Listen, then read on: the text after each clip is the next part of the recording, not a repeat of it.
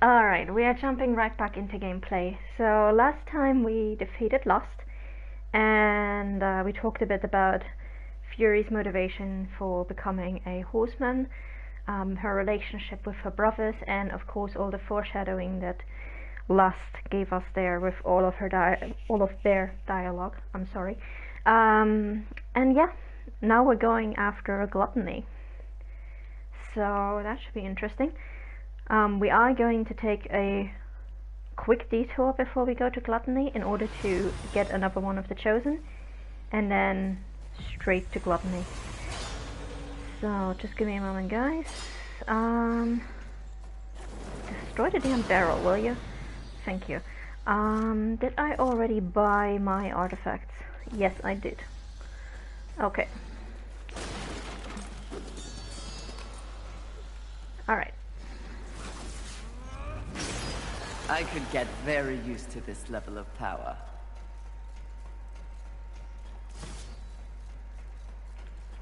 I do like this throne, I'm not gonna lie. Looks pretty badass.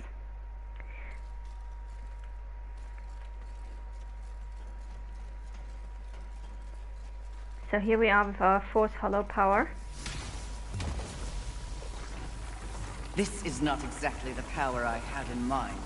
Beggar horsemen cannot be choosers.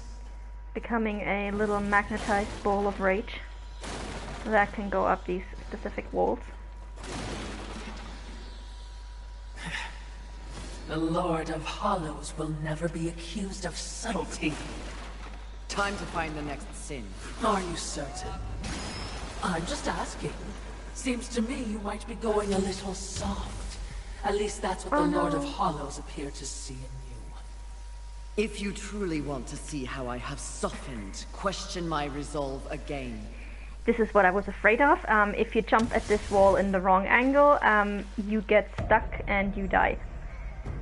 So this is gonna suck because dying resets all of the enemies. So all the enemies that we've defeated so far are gonna spawn again, which is going to make backtracking pretty damn awful. I'm not gonna lie. I was hoping to get through this playthrough without dying, so we wouldn't have to reset on the enemies. Obviously not gonna happen though.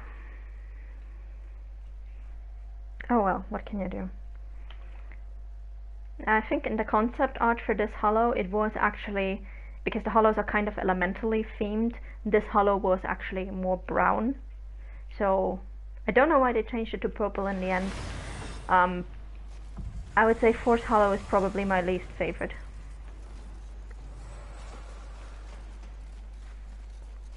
Alright, here we go again.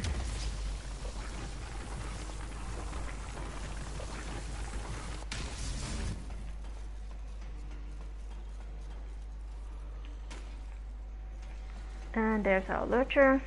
Thank you very much.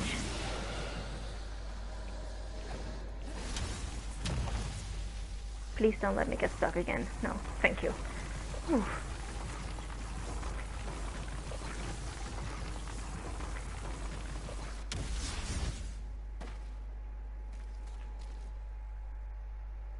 Ah, yes. All I'm saying is, there's been a change. It's natural, I think, after all you've been exposed to here. What do you mean? Need I remind you, there is no absolute good. Nor is there absolute evil in the universe. Those are human concepts. The Charred Council is aware of this.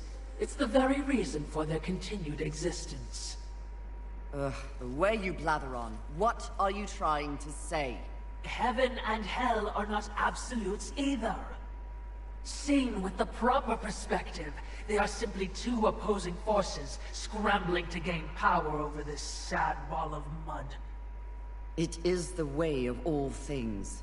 Precisely. But why would they be so focused on this rock and its teeming bacteria when there is an entire cosmos to explore and to conquer? Good question, which we will get the answer to in just a few moments. In the distance there you can already see that's a chunk of adamantine, which we cannot actually get to just yet. We're gonna have to come back there once we have the stasis hollow. we're gonna be able to do so much backtracking once we have the stasis hollow. Oh my god. And hello, Whimsy. And a happy Sunday to you as well. Alright, we're just gonna destroy all the things because that's just how we roll. And I think this one also has an item in it. Yes, there we go.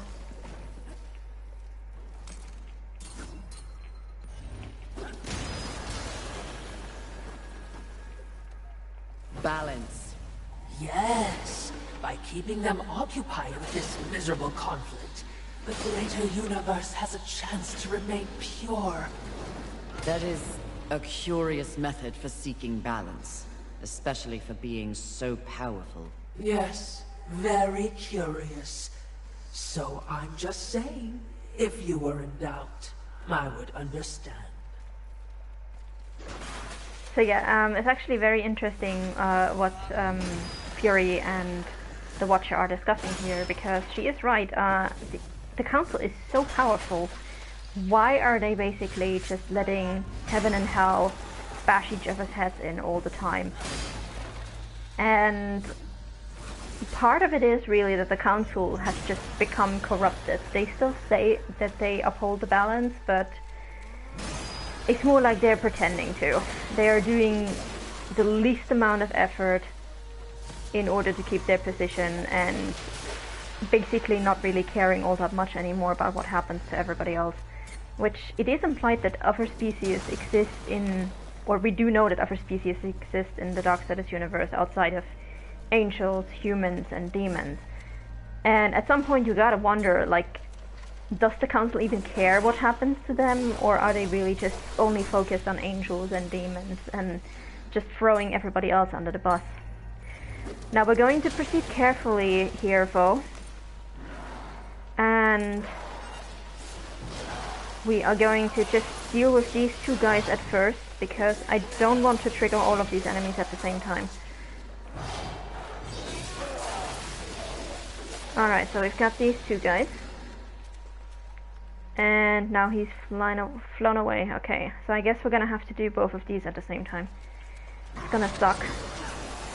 So here we have another Flame Warden kind of guy. And why am I suddenly focusing on this dude? That's not what I wanted. Jesus Christ. If this game could please decide which of those two to focus on, that would be great. There we go. Oh, because he teleported away. Okay, yeah. Ow! This is why I did not want to fight these two guys at the same time. Such a pain. But we got him. If this had been apocalyptic difficulty, I'd be dead now. Honestly. If you do fight on apocalyptic, if your dodging is not on point, do not fight these two at the same time. You're just going to get yourself killed.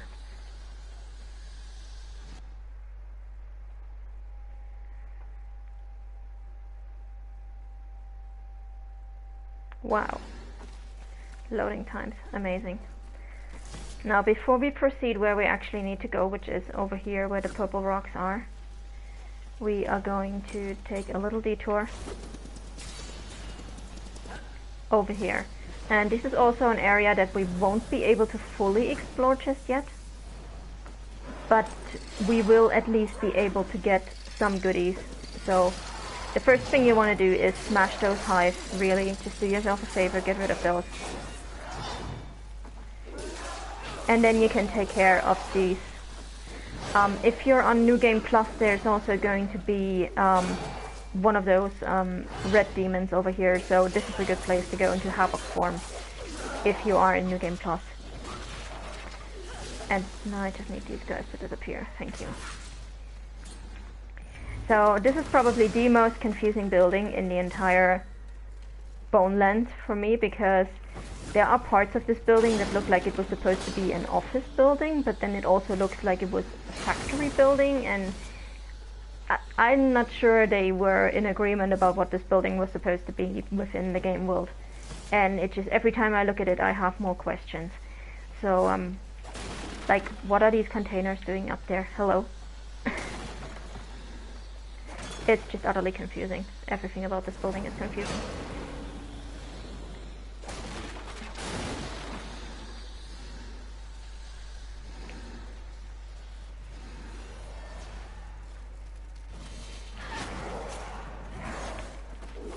Alright. This ends now. Perfect. Got him.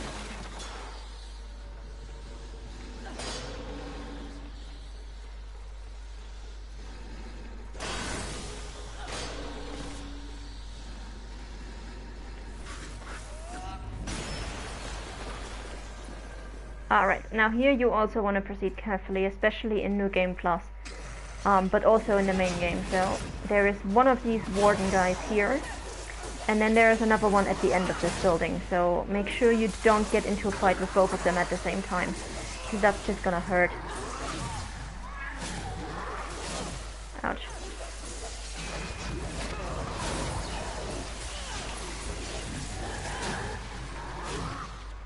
This ends now. Alright, got him. So that was number one, now we get to number two.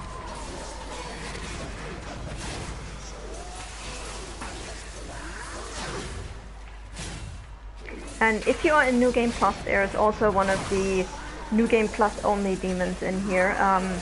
They don't actually have a proper name in the art book, they are not included in there. But in development they were apparently called Red Shadows.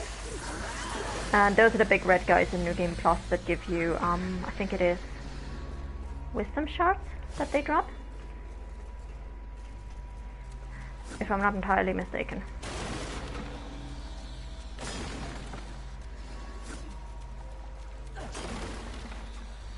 Alright.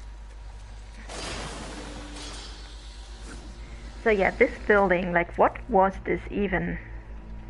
Because then we actually get to the top and there's like offices up there and I'm like, what is this thing?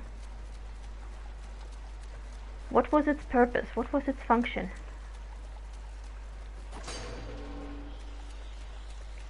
Anyway, I'm gonna attract this Griffin over here because I don't want to fight him and the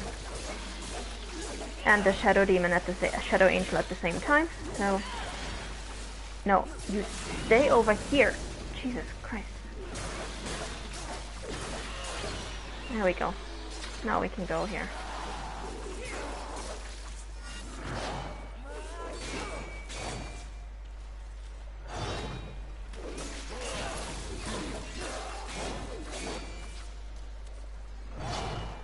Taste the sting of my wit.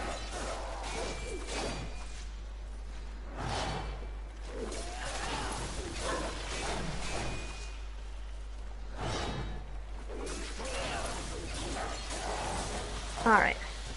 Perfect, got him.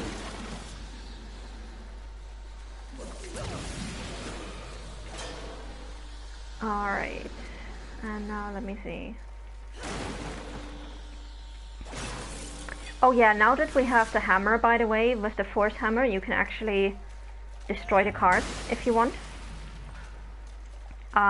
It's totally useless though, because I did actually at one point go back through the entire game and destroy every single car with the force hammer, and there is nothing in them, so don't even bother.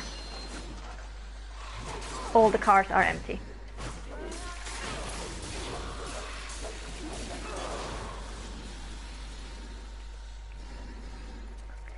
Red eyes do not just spawn in Armageddon mode.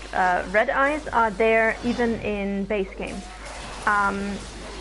Regarding question from the chat. But in Armageddon there are much more of them, because in Armageddon certain enemies that were previously just normal enemies are replaced by what people either call red eyes or what I like to call shadow angels, shadow demons, etc. But they do exist in the main game as well. In the main game you usually have to go looking for them, whereas in Armageddon, in New Game Plus, you're basically going to run into them even if you don't want to.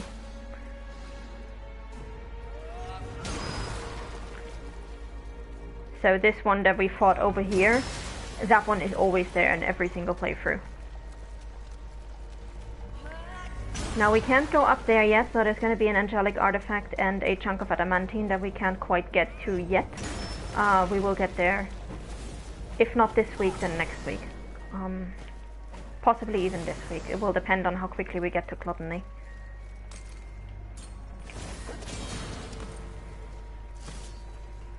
What's really important for now is that we grab this mask and we get it over there.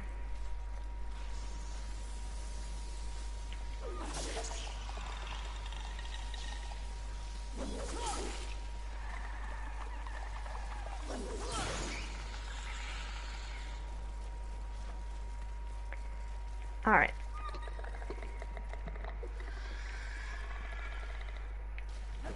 And now we can go rescue another human and Mistress, fight another chosen. It's another of the chosen. How can you tell? A void hangs around them. Can't you feel it? Unlike anything else, the absence of the Creator's hand. So yeah, this is basically what distinguishes the chosen from demons. The chosen were not made by the Creator. The demons, yes. The angels, yes. Humanity, yes. Pretty much everything in the universe was made by the Creator except the creatures of the abyss and the chosen. So that's how you can tell the chosen. They are just complete absence of God.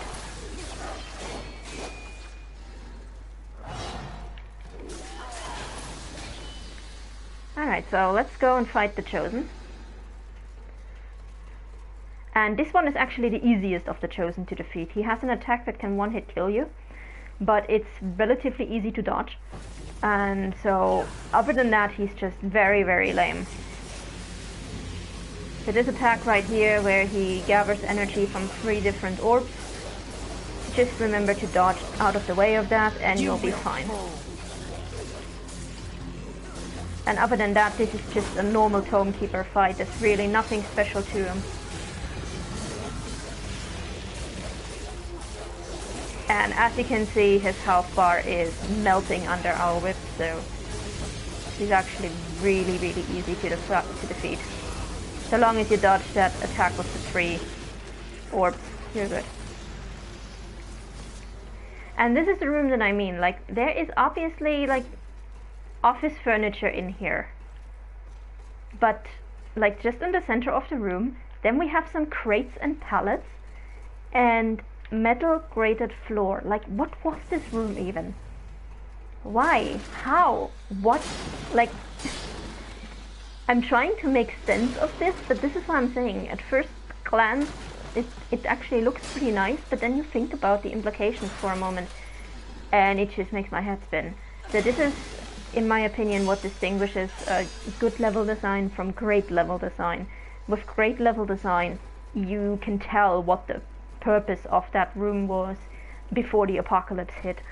But yes, I am overanalyzing things, I am aware. It's just one of those things that at some point just you start to notice it, especially if you've played the game like 24 times like I have. Okay, anyway, now we can move on a tiny little bit in the story, and then we actually do some backtracking, because we are in a very good position to do some backtracking for the Bone Land. Friend, try not to scream like a child. You try not to die.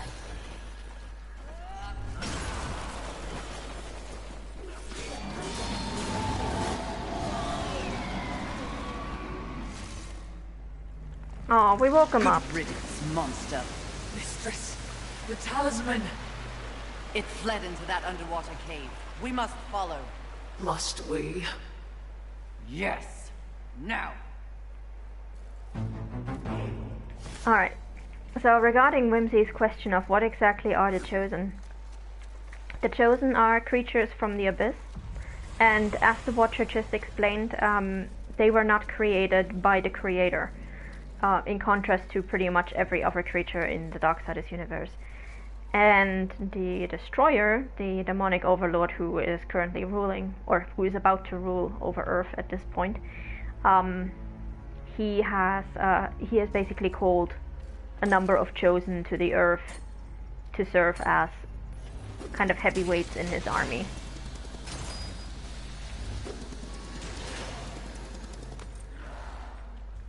And we will find out a little bit more about them because we still have, I think, 3 of them to fight. I think we have seen 2 of them now, and we are going to fight another 3 of them, so we will get a little bit more info on them. Again, here I like to proceed piece by piece,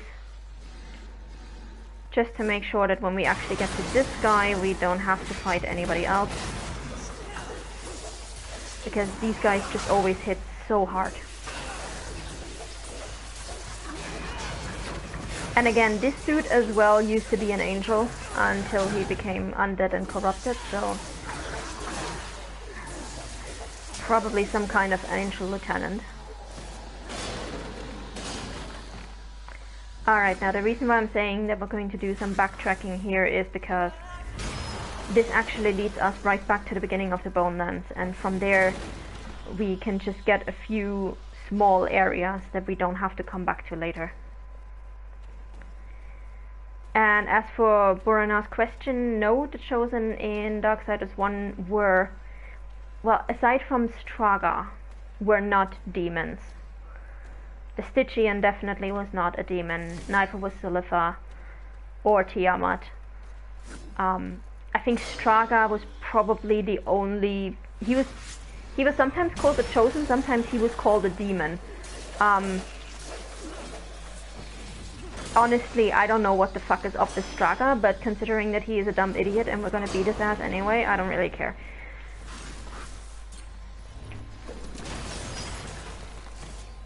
So, and this is where I said that I'm very sorry that we now have all the enemies respawning, because dear God, this area would have been so easy to just backtrack to because we had killed everything, and now we just have to fight all of these bastards again, and it just pisses me off. This could have been such an easy passage to get through, but no. Everything has respawned because of one stupid dip in acid.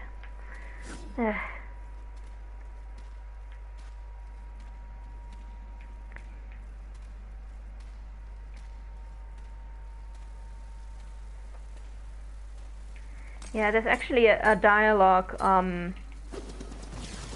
I think from Uriel in Darksiders 2, where she explains that they are creatures of the abyss, drawn forth by the Destroyer. But anyway, as we will later find out, the Destroyer is not even on Earth yet. So,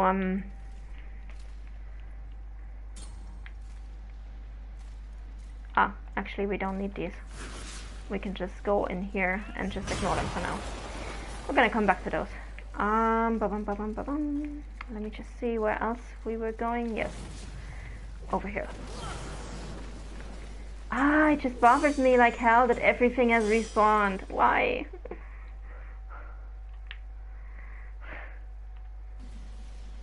I'm sorry, this has nothing to do with the lore, but it just pisses me off.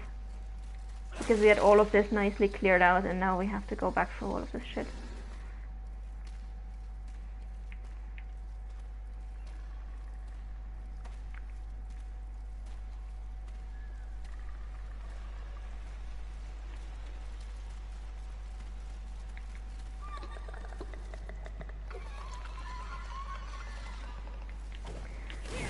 As for comment from Satya, your Echidna is not a demon, and she is not a Chosen from what I understand. She is just a completely different creature who rules over the, or who ruled, past tense, over the Shadow Realm of Izalik.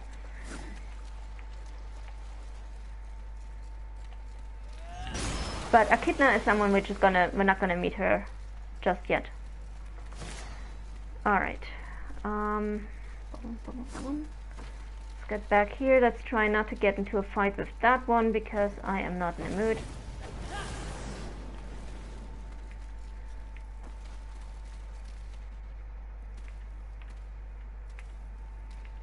So this is basically just a very fast cleanup of the few spots that we can backtrack to now that we have the Force Hollow, because there's really only one place in the Bonelands that we cannot access yet, and we've already seen it.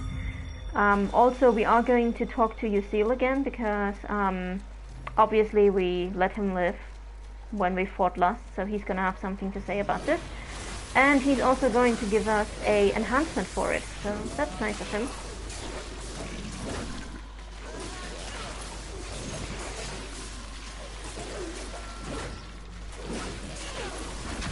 Okay, let's put on some fire so we get through this faster.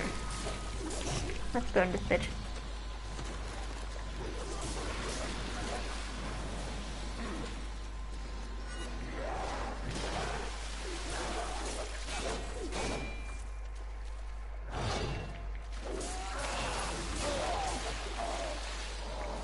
So yeah, all of this fighting could have been avoided if we had not gotten stuck on that stupid magnetizing wall.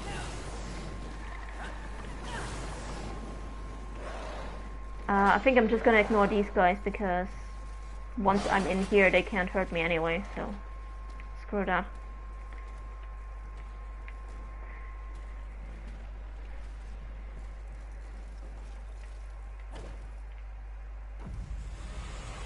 Oh, that looked nice.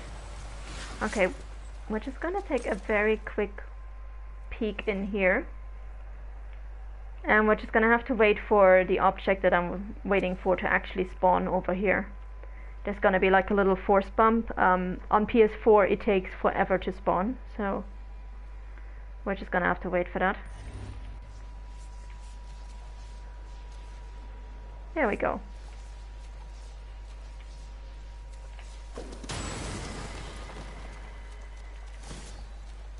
Thank you very much.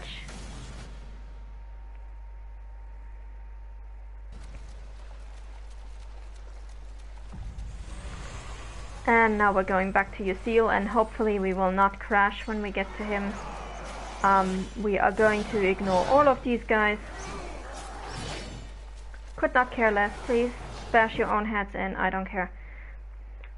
And yes, there's another nice graphical glitch that tends to happen on PS4, like this entire area up there just disappears, so we have a waterfall out of nowhere. Which is amazing. With the Griffin perched on nothingness. We're gonna stick to the left so we can avoid fighting him. But yes, for me the Darksiders games on PS4 tend to have the most amazing glitches. It's fantastic, I love it. Okay, we do have to go in here, so just for backtracking.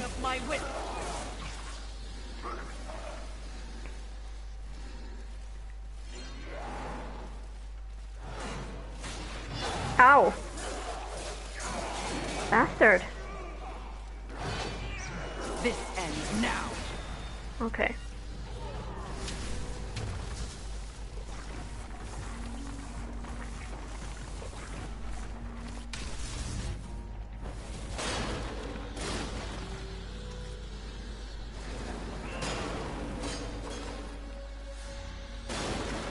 Alright.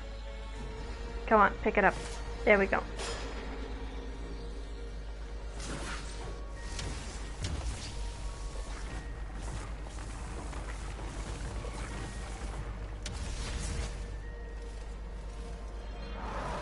Oh, wow. I guess our angel buddy died. Okay.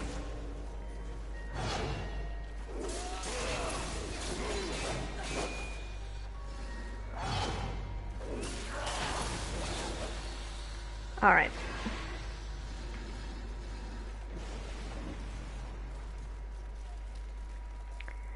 Now let's go talk to Lucille again, and let's see if he's back downstairs or if he's upstairs. If he's downstairs, it's going to be a hilarious conversation.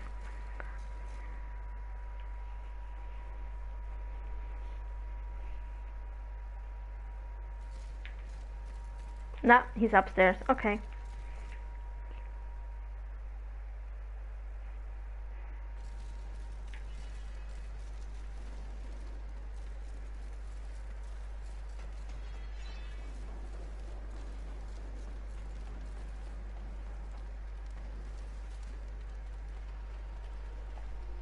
Horseman. Aye, Angel. Are your wits cleared? Yes. Though I am ashamed to admit that bastard clouded my mind to begin with. General of Heaven. What a sick joke. Thank you for setting me free. Lust was a powerful force. Aye. But only because I supplied them with fuel. Sorrow makes an easy target. To think that my garrisons could again soar the skies, strong and alive. We have all yearned for lost glory, Lucille. Let it go. No. Not until I've paid off my debt to you, Horseman. My life, my sword, and my soul are yours. Thank you, Lucille.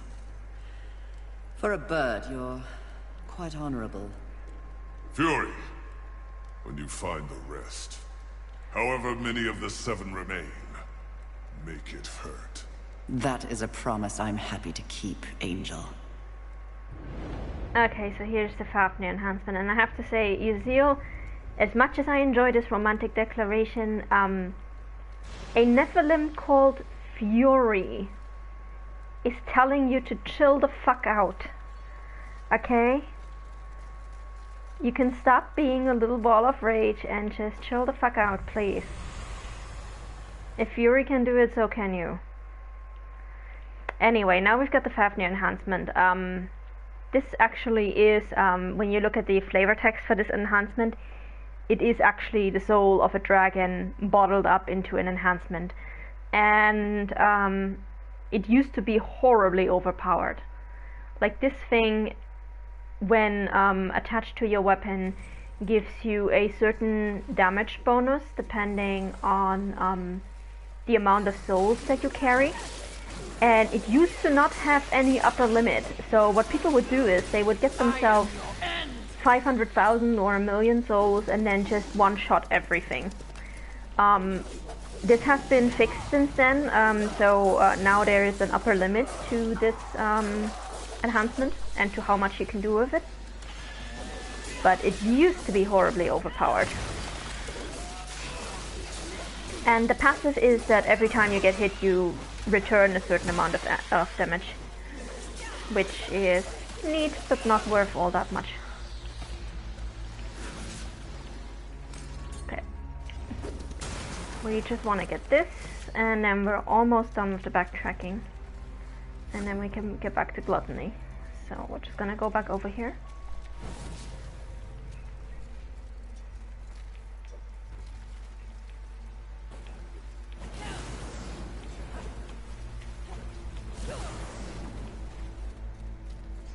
But yeah, it's only been 10 years of the apocalypse by the time of this game, but things have sucked for Uzil and his people because they are on the losing side and everything is just going wrong. So Uzil has lost so many of his soldiers. And I am kind of curious to see how this will shake out once he actually goes back to heaven. Like, what's going to be the eventual fallout for this for the angels that do make it back to heaven, who do survive this apocalypse. Oh. So I guess our angel buddies died. Okay. I have to do everything myself.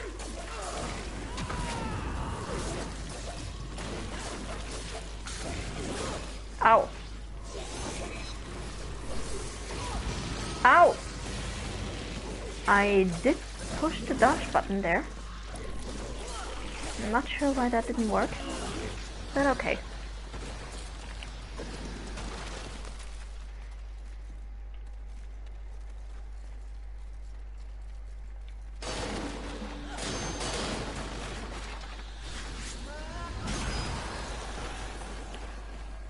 Alright. And now this is the part where if I was going for 100% completion, I would go back to that one force bump thing that we couldn't reach over there, where we tried to throw the force bug at it. I'm not going to do that. I'm not going to go all the way back for all those enemies, up to all those areas, just for a single little item. Like, no way. What would you ask of this? Please. We are going take back your to the time. ship. Actually, we can go back to Haven for a moment, because now we have an Essence of a Chosen. So we can actually upgrade our Juggernaut enhancement to full balanced, and then we're going back to the cargo ship, and we're going back after Gluttony.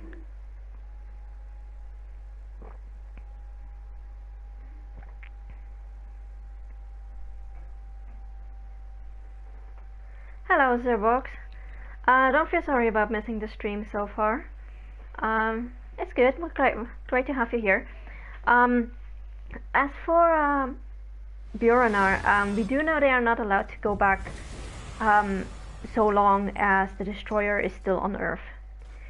We're not entirely no, but we don't know exactly if they will be allowed to go back after the apocalypse is over. But yeah, the idea that some of the angels might be permanently exiled from heaven, that's kind of an awful idea. What do you need, horseman? so Aiming to lay let's down see. a mighty hurt, are we?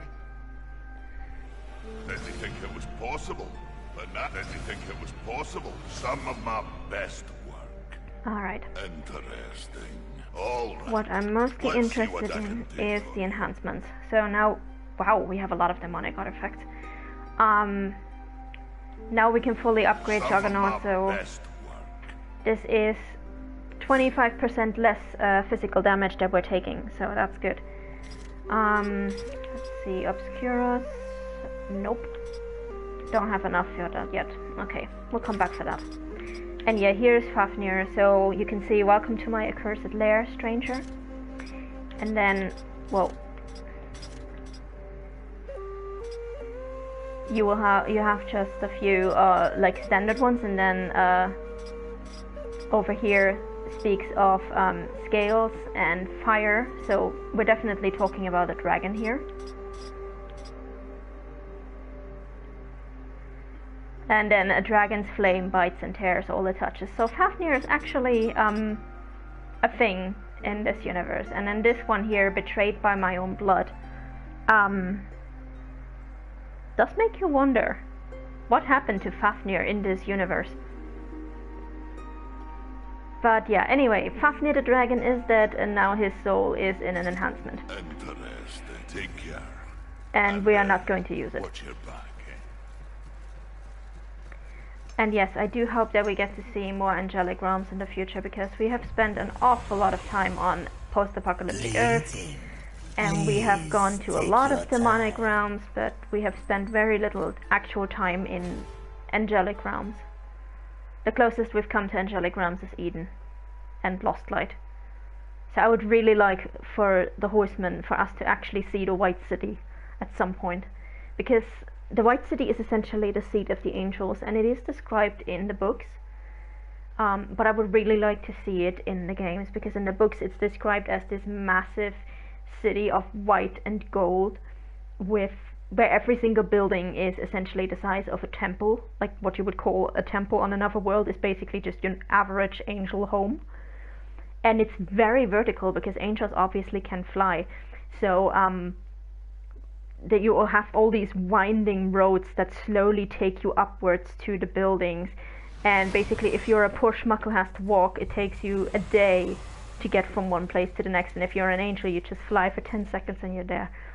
So I would really love to see that, especially with Fury Storm Hollow. I think that could be very interesting.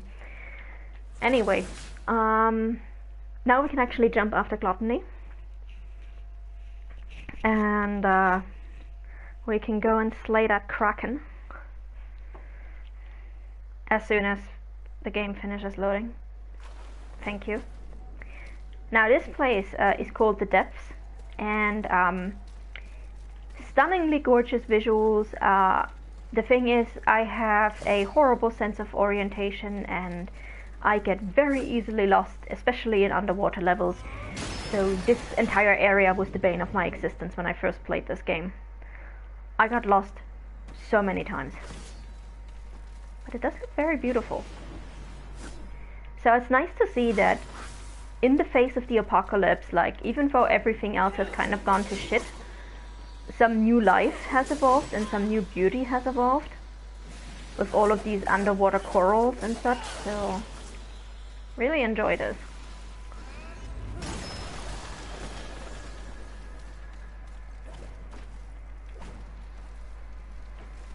Alright.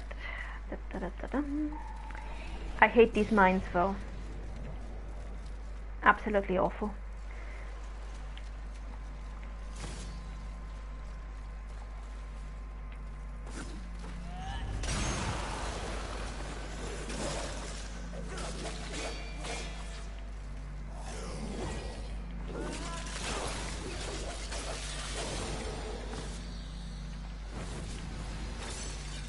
Also, you do want to have the flame hollow equipped as often as you can in here, because a lot of these areas are pretty dark, so the flame hollow will help you actually see where you are going.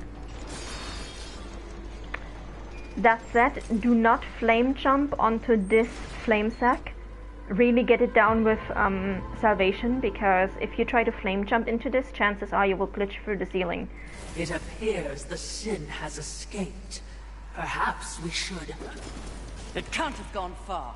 I will find it. Exactly what I was going to say.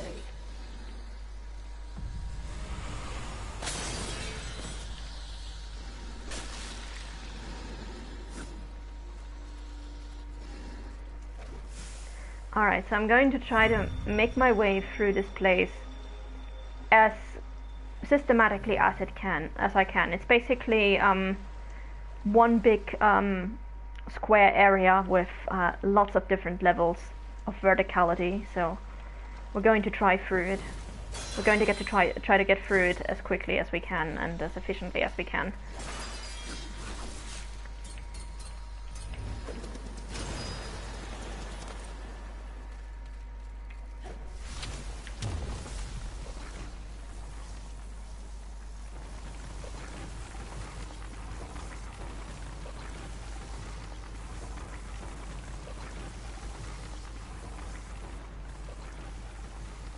Also, the controls on this ceiling suck,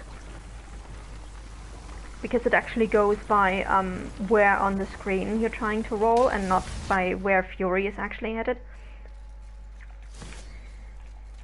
So it takes some getting used to. Okay.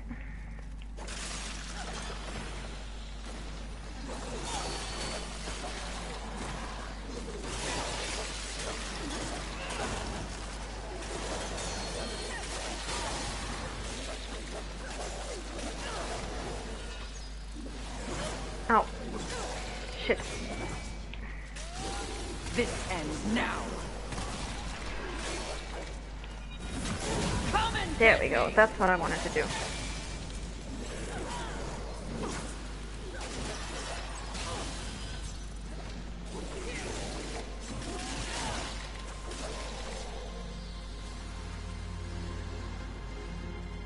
Stop running away from me, goddamn you.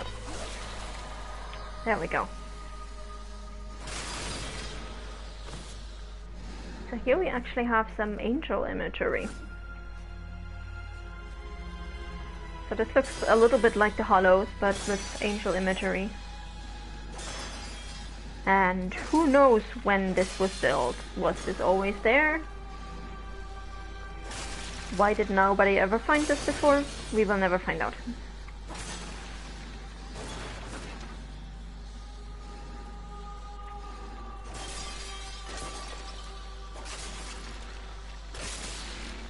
Alright.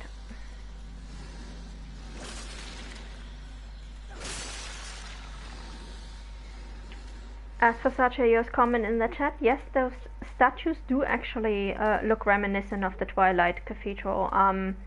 a lot of the design of the hollows is based on the Twilight Cathedral, to the point where some of it looks almost identical. But the devs did confirm that they did not just rip assets from one of the games to the next, especially because they did not even have a way to convert those assets. So all the assets were made fresh, but probably pretty much looking at it and going, okay, this is what it looked like in the previous game, so we're gonna do the same thing again. Just in this engine.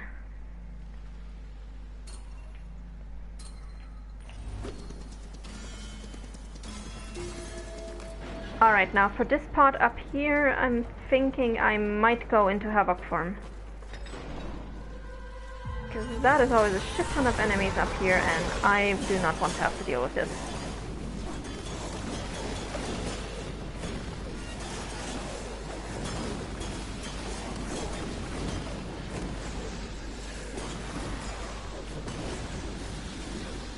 Okay, I think that's enough. Yes. Cool.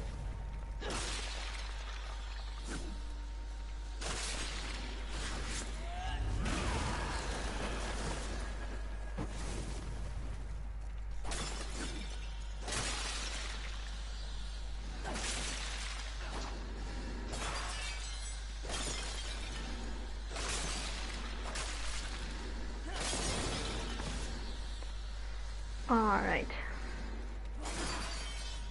It must be returned to the first one. This is hilarious to me because we haven't even seen the first one. We haven't even seen the first sword, and yet Fury is like, it has to be returned to the first one. Like, how do you even know that these are two swords? Fury, honey. Teach me your clairvoyant ways, please. And I do so wish that we could see more of this telekinesis in like actual gameplay, in combat and such. It would be so great. Anyway, we're now going to start making our way slowly around this room, collecting all of the collectibles, and hopefully not missing anything. I say hopefully because, like I said, this area is kind of huge, and chances are we're going to miss at least one or two things.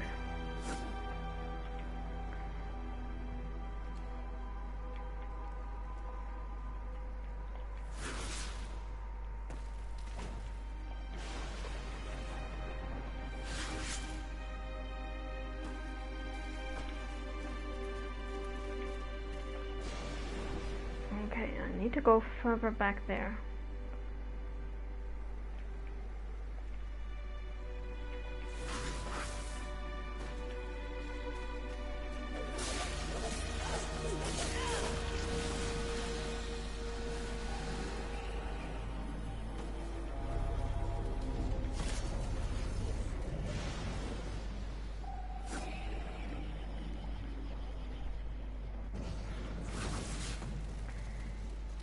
Okay, I think there's one more item back here. Yes, cool.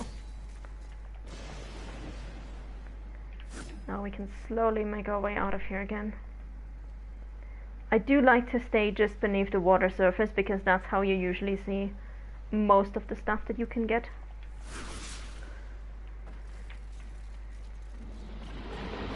And these guys we can encounter. We can encounter them on land as well as in water. The hilarious part is when you encounter them on land and then throw them into water, they die. I find this hilarious because they are obviously aquatic creatures. They can survive underwater, but somehow if you do encounter them on land and you push them into the water, they just die.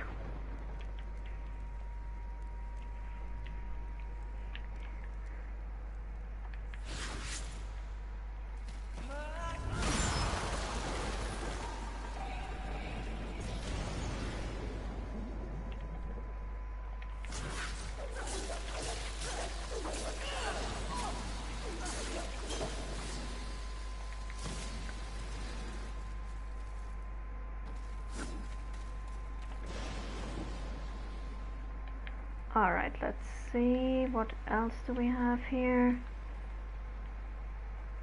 I think there was an item over here, if I'm not mistaken. There it is. I want that. So now we're back at the beginning of the level. We just need to go over here for a second.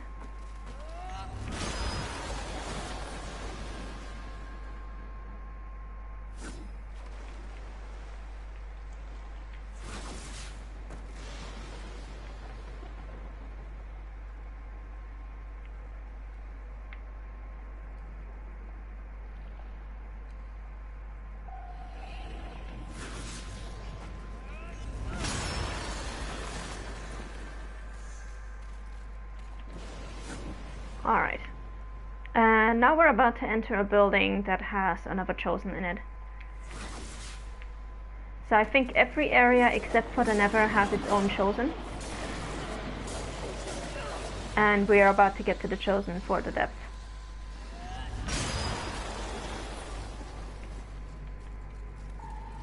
Just as soon as we get through this gauntlet of bombs.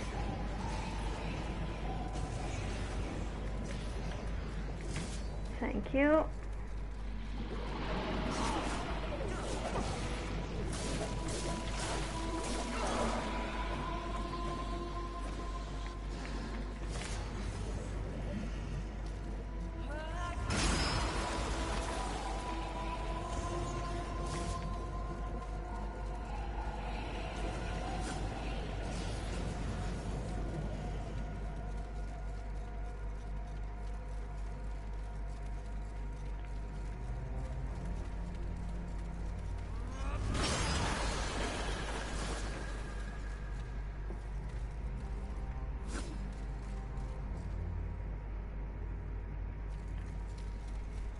Alright.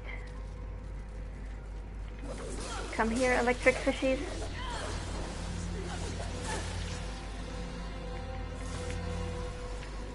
Alright, now this one sucks because it's kind of tough to hit both of them at the same time. Hopefully we get it done. Yes. Awesome.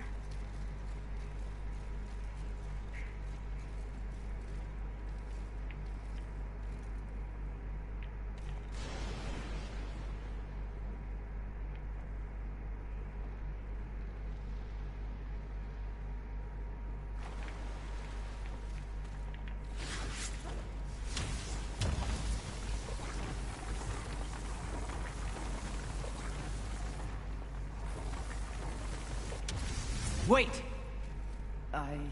You're beginning to feel them, aren't you? An emptiness. Not cold, not dark, simply nothingness. The next chosen awaits. Yeah, so this is what the Watcher is talking about when she says that you can feel that they are not a part of the creator's design. Because demons, as horrible as they can be, are part of the creator's design. The darkness that the demons basically embody has a purpose, whereas these guys are just emptiness. It's not just darkness, it's just nothingness.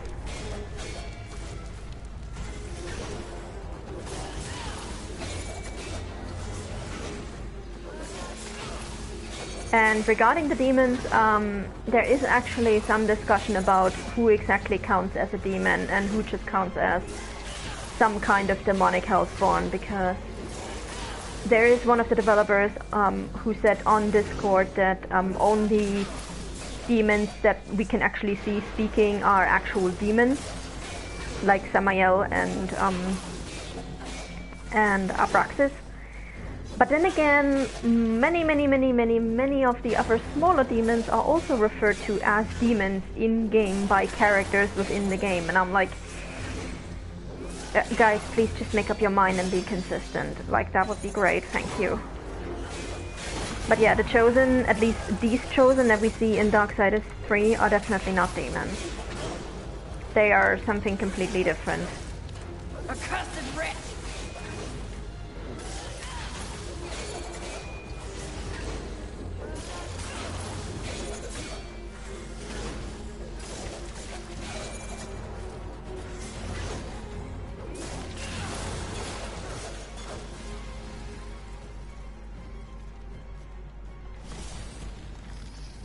Alright, here we go.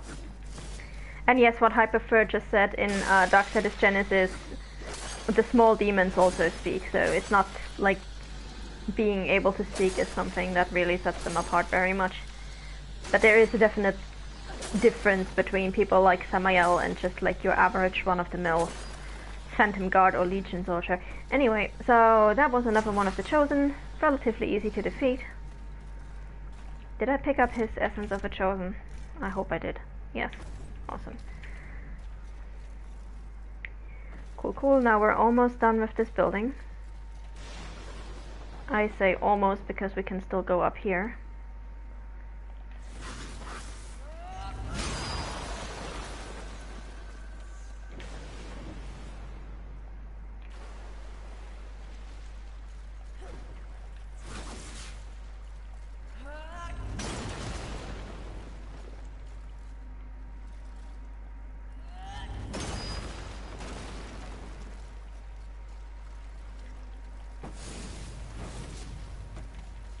And here we actually get another, I think it's a invigoration core, so another top up for the Nephilim Respite. Could be a rejuvenation core as well, I always get those two mixed up. Let's see.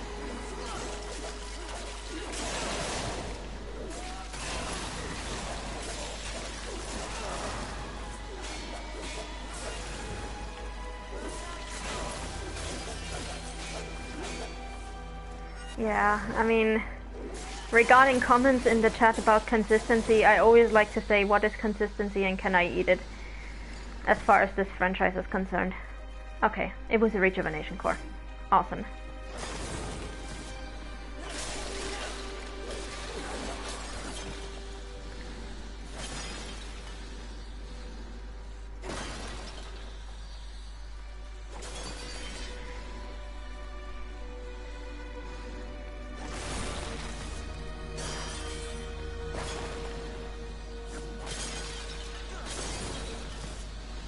Alright, so now we're back on top of the building that we just swam into, so we can just go right back to it. I think we already got the one down there. Yes, awesome.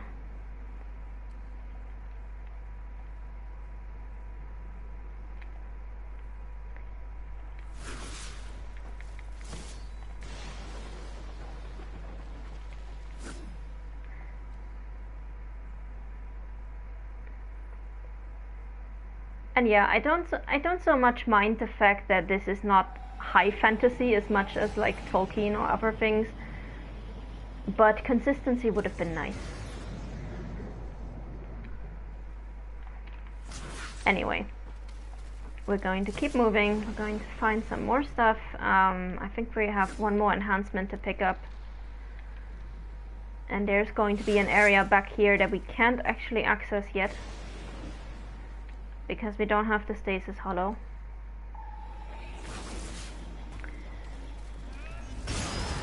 So, anyway, let's get these.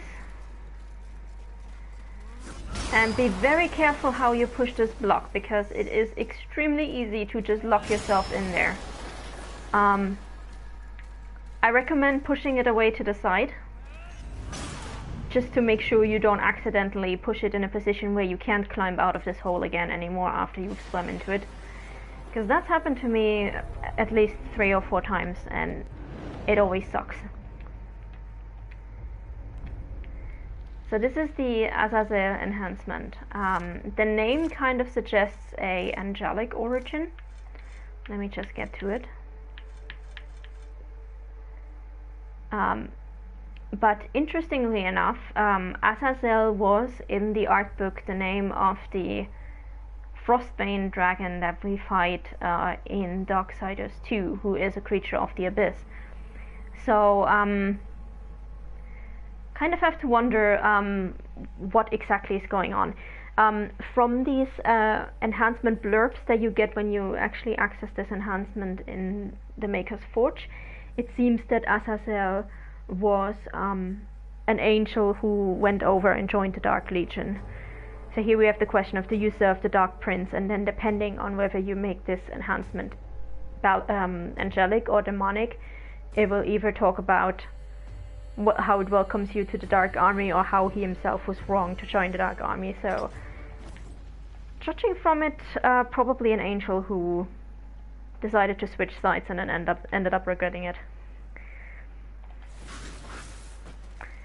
Alright. Large lurcher cluster, and I think there's one more thing we need to pick up here. Or, well, can pick up. And that would be over here at the very end.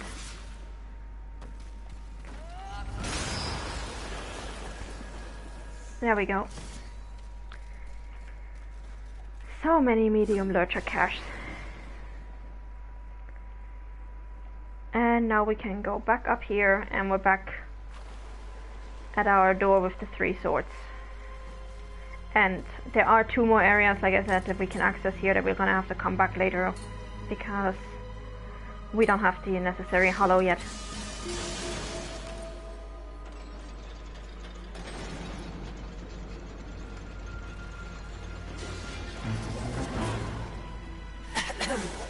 Apparently someone wants to chat.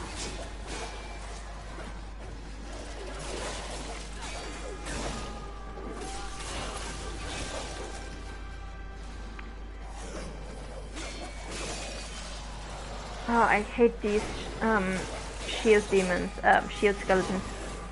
They're just such a pain in the ass.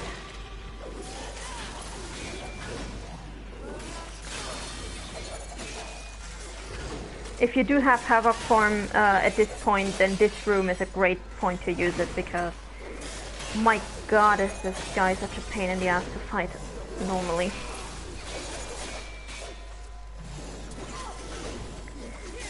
As for the question that just came up in the chat about names, we don't exactly know how it's handled. It's never explained in universe. What I find interesting is that Absalom seems to be the only one of the Nephilim who had a more a more original name as compared to just a noun for a name like Fury, Death, and so on and so forth. Which makes sense when you consider that Lilith was the one naming him, because she obviously created him. But it's entirely possible that her say in what the rest of them were called was over the moment she actually created the rest of them, because at that point Absalom was already around. We also know that the Elder Angels, so people like Abaddon and Azrael, take multiple names, to the point where it's entirely possible that you know someone by one name, but don't know them by another name, and somebody mentions that person to you and you don't realize you're actually talking about the same person. Like this happened in Darksiders 2 when Nathaniel sends Death to find out the fate of one of his friends, and Death doesn't recognize that name until Nathaniel points out that it's one of the names for Abaddon. And Death is like, oh yeah, Abaddon, yeah, I know Abaddon, okay. But he didn't know Abaddon by the name that Nathaniel knew him by. So it's possible, and probably very likely, that once you get multiple names, that you get once you get multiple individuals with the same name, that the other one just takes like a second name or something. It's also entirely possible that there just aren't as many angels or demons as there are humans to begin with, because when you look at it, it's a very interesting thing from a point of view in human history, that humans did not have last name for a long time either. Like, last names are actually a relatively young invention among humans, like in real life actually, because for a long time there just weren't enough of us around to basically justify needing family names. People were either distinguished by their name, or if there were more than 2 people of the same name in one area, you distinguish them by patronyms. So that's how we have last names like Johnson. It's basically literally the son of John. So I think last names only became truly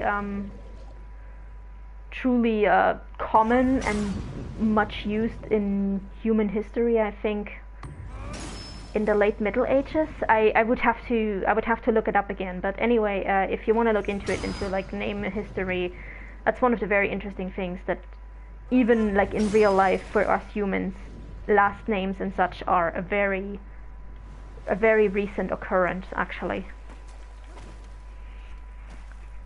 So anyway,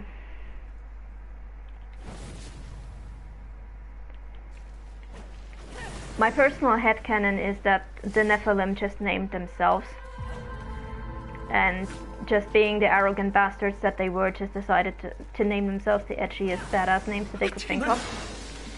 And that angels basically probably all have like a specific naming system. So far every single angel that we have met has a name that is borrowed from Hebrew, so it's entirely possible that within the Darksiders universe, the angel's actual angel tongue became the basis for human Hebrew.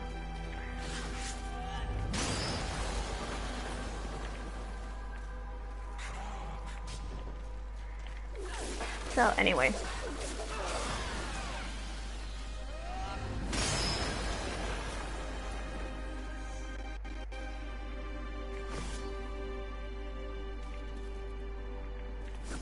And yes, that with the humans, that they always ask you to help them, and then they are like, "Please stay away from me." It's like, it's hilarious.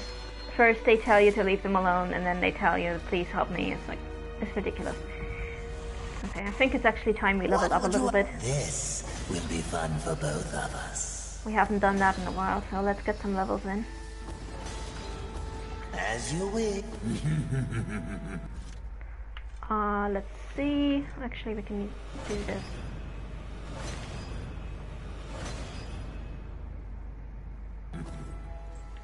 As for the question that was just asked in the chat, like how come we know words like war, fury, death, and strife in the exact language that the Nephilim use, this is just such a common trope in fiction that you just don't bother explaining the languages, because otherwise you would have to make up a whole new language, and you would have to translate every single word that every single person says on screen.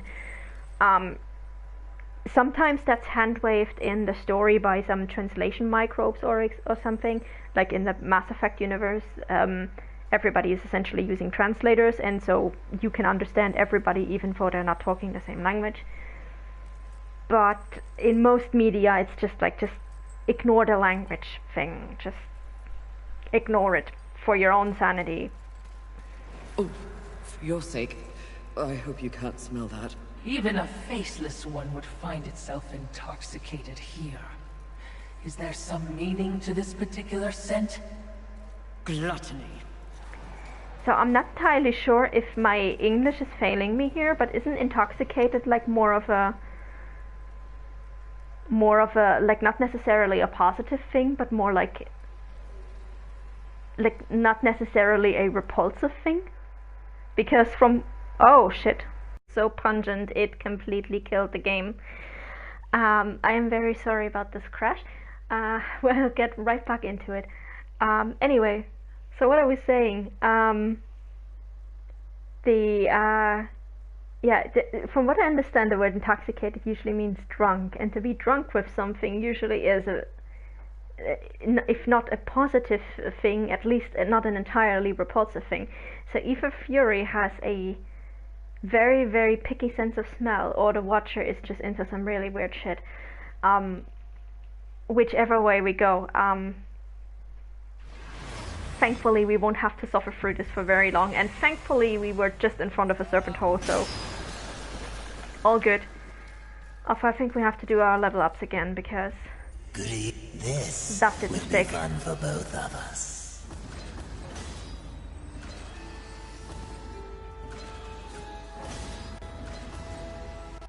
As you wish. I guess the moral of the story is, do not let the Watcher pick what candles you put up in your room. What scented candles. For your sake, I hope you can't smell that. Even a faceless one would find itself intoxicated here. Is there some meaning to this particular scent? Gluttony. Okay, this time without crashing, please. Thank you very much. Okay. So first of all, we're gonna pick up an item here. As you can see, this is a wide open area that looks totally not like a boss battle arena. Spoilers, we are going to actually fight a boss battle here, so...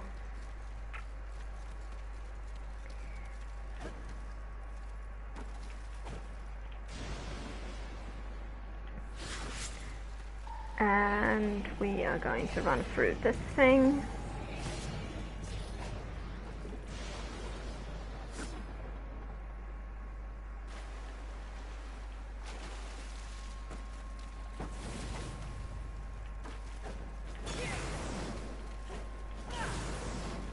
Alright, now this area... Proceed with caution, mistress. This area I actually really like. It can be annoying because of all the mimics hidden in these cocoons, but aside from that, it's actually really nice.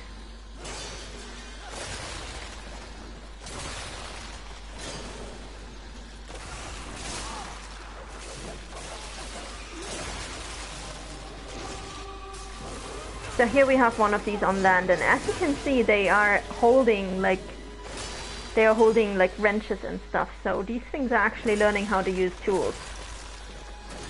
There's actually a blurb in the art book about how it's possible that these, I think deep lurkers they are called in the art book, will become the next sentient species on Earth now that humanity is gone, which,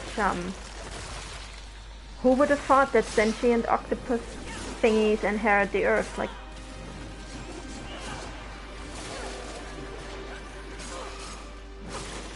hey, can you guys just chill the fuck out for a moment? Jesus Christ. Getting comboed to death here. Good lord.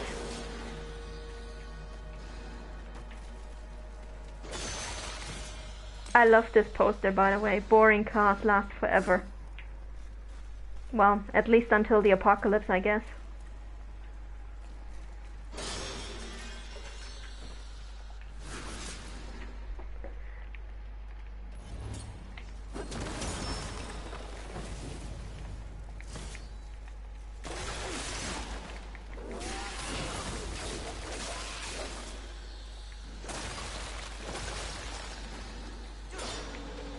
Alright.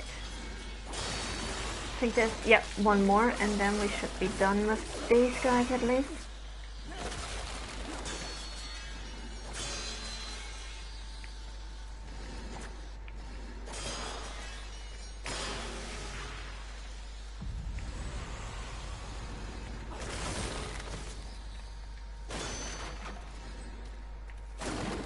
And I think this is our last opportunity to level up before we get to Gluttony, so let's see how far we can level up.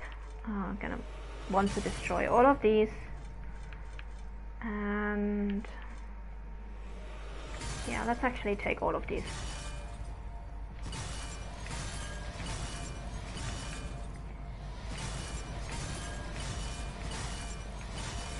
And now that we actually have more than enough souls, I think it's time we finally bought this. Oh, we already did buy it. Okay.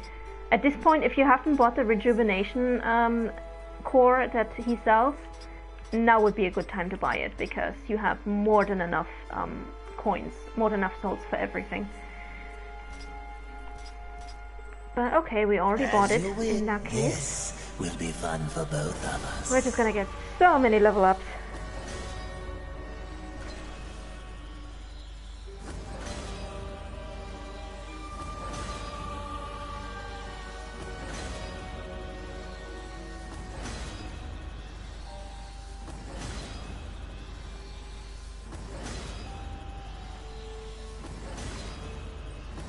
As you wish. Alright, let's go. Yeah, that looks good.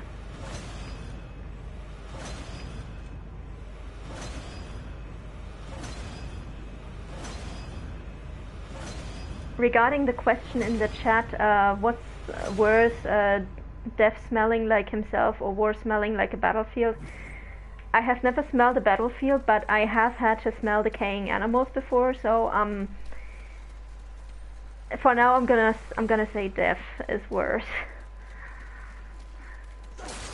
Like, if you have ever smelled actually decaying, rotten, like organic creatures, it is not a fun smell. It is absolutely not a fun smell.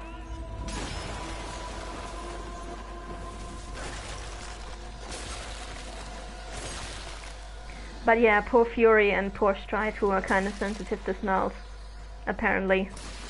Because yeah, in Genesis it was always Strife who was pointing out when things were smelling a certain way, and Fury can apparently recognize gluttony just by scent, so...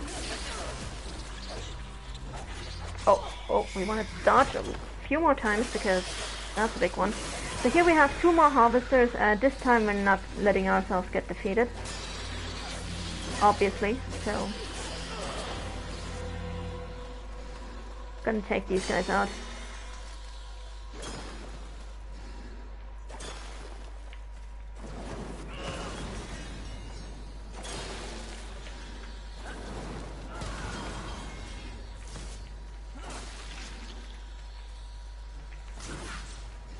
That small chamber. Switches. Might they guide the track? If they do, we roll. Unpleasant as it feels. Yeah, and regarding comments from the chat, Strife does actually seem to be the one with the most heightened senses of the bunch.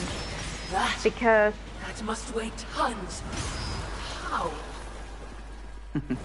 It's all in the wrist, Watcher.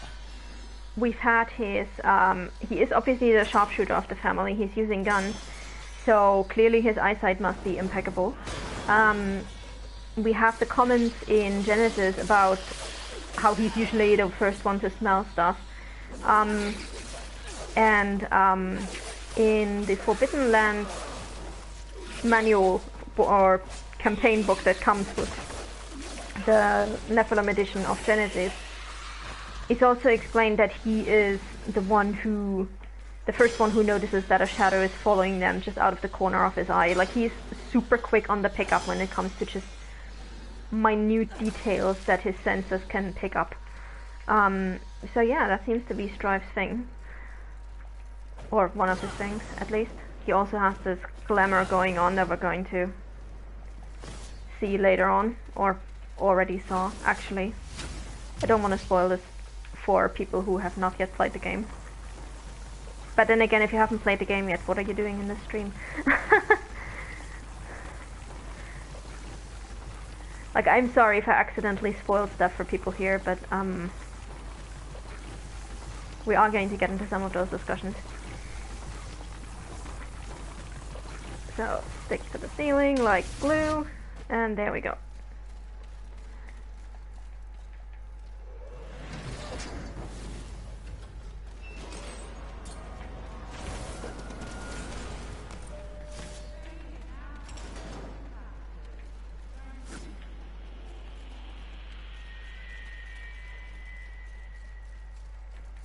I also love how this voice, this announcer voice that we just heard, has an almost British accent, but the game takes place in New York City.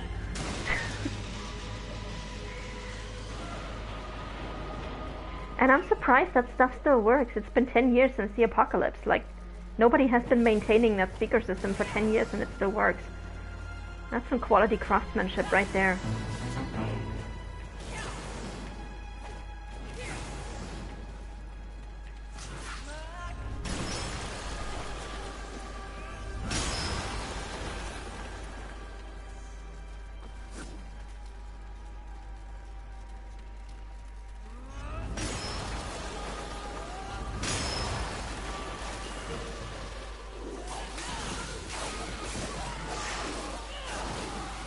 Alright, oh!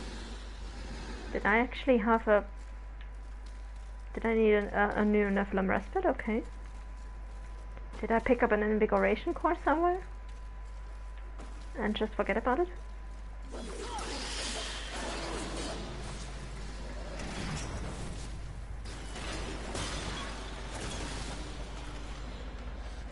Yep, exactly, Borana. Deutsche Qualitätsarbeit. Except in New York Did City. not think you could look worse, gluttony. Miracles do still exist in this world. Putrid, No, no, no, filthy please do not miracles. jump down there. Like, please, Fury, no. Oh, we were so close to falling off that edge. We would have to make our entire way back up here. No, no, no, no, no, no. Let's not do that. Please, let's not. So there's a bunch of enemies here that are going to jump you as you go through this place. Gonna try to get through it without major damage.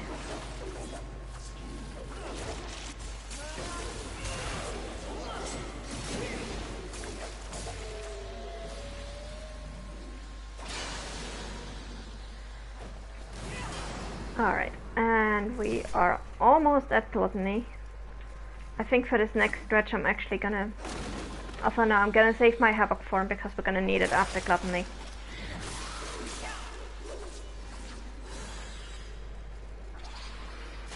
No, you gotta come over here. If you wanna get me, you gotta come over here. Seriously. You're just gonna stand there, okay. Fine.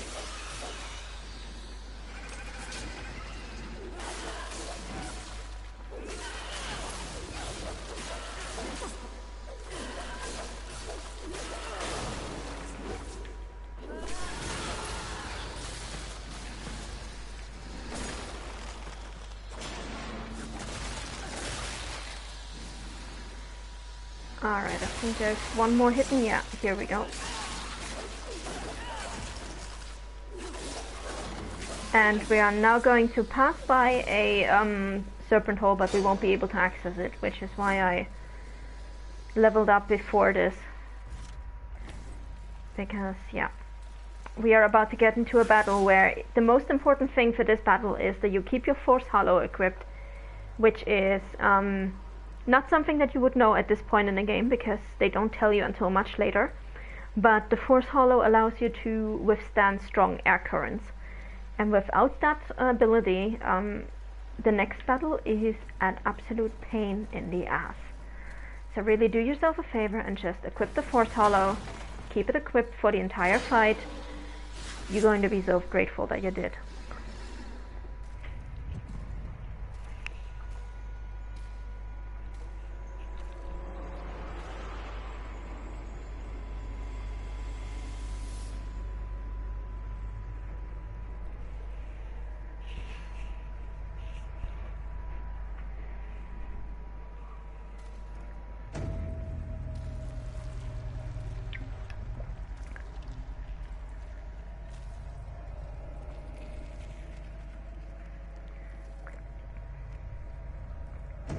Perfectly fake.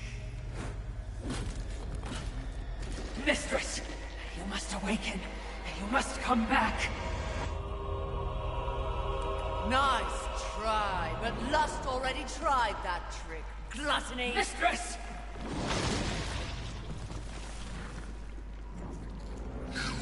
Miserable wretch! You broke my illusion! You should have remained inside your desire, horseman. It would have been more merciful than what I'll do to you. If you can reach me.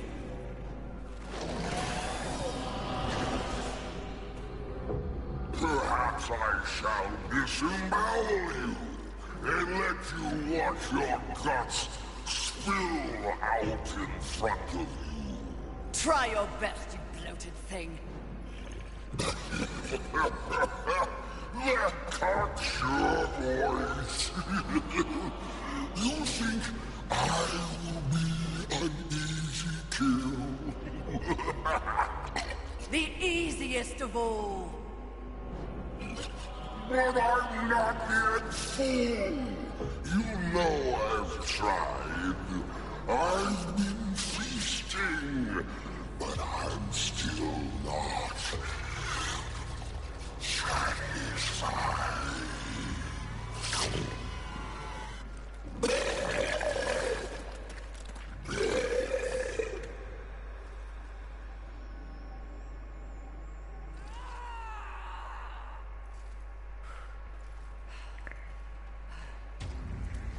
Okay, first of all, too soon. Secondly, how did you make a cutscene where we see our dead horse mutilated body so cheesy?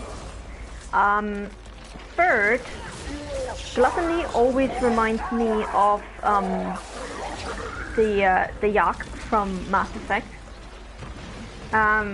Fourth, this guy just has way too many teeth and way too many tentacles and way too many teeth on tentacles for me to be comfortable.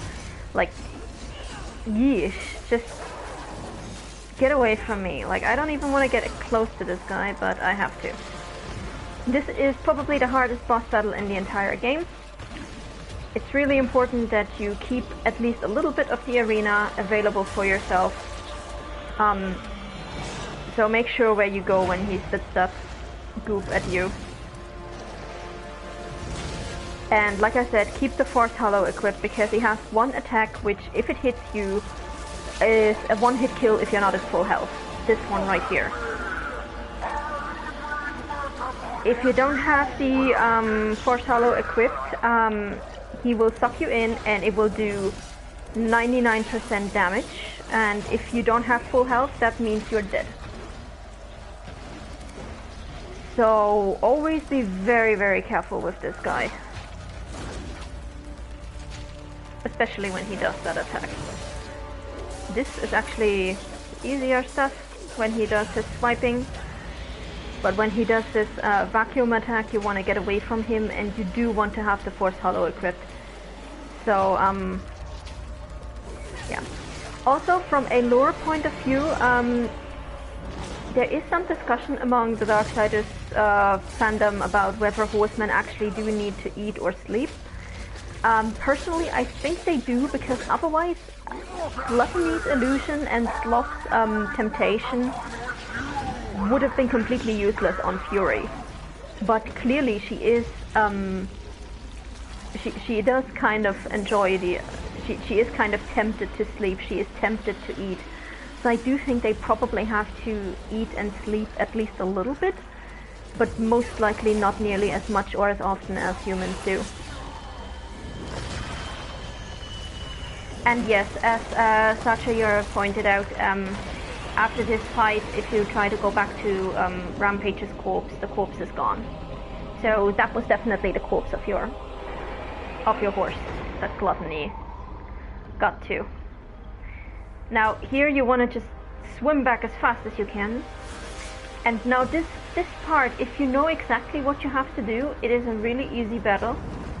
But if you don't know how to trigger his attacks, it's really tough. You want to go right in front of his face, then get to one of these, go a little bit inside, and just wait.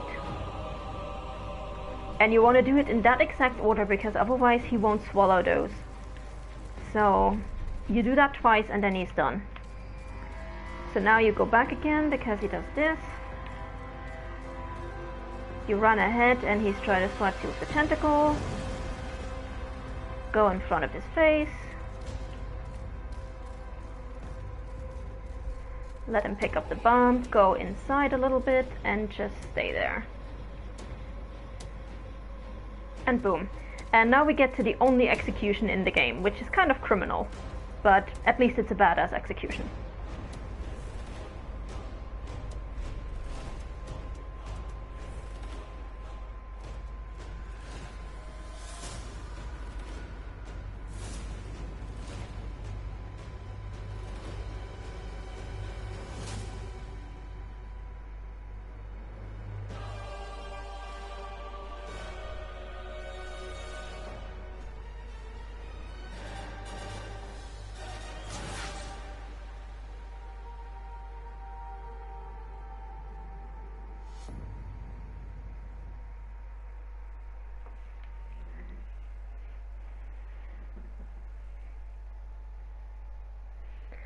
And honestly, considering where that portal chest was, I'm surprised the Lord of Hollows didn't flood his chambers by bringing Fury back to him. Like, how did he only get Fury and not this entire body of water? That's what I want to know.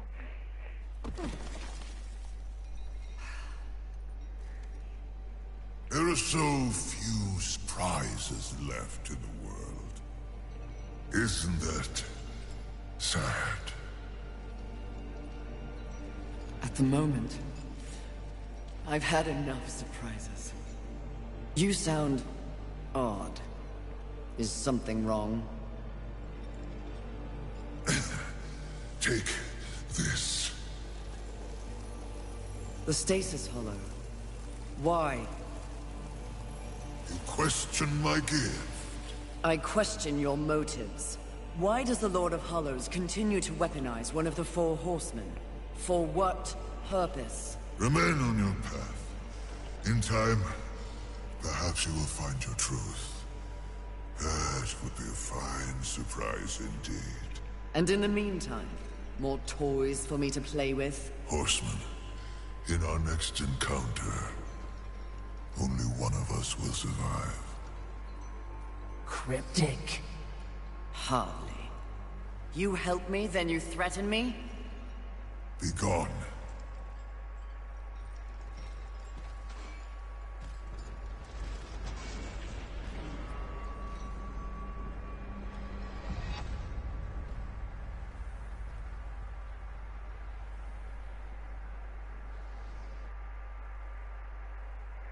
Alright, so regarding the hollows, because a question just came up in the chat, what exactly are hollows?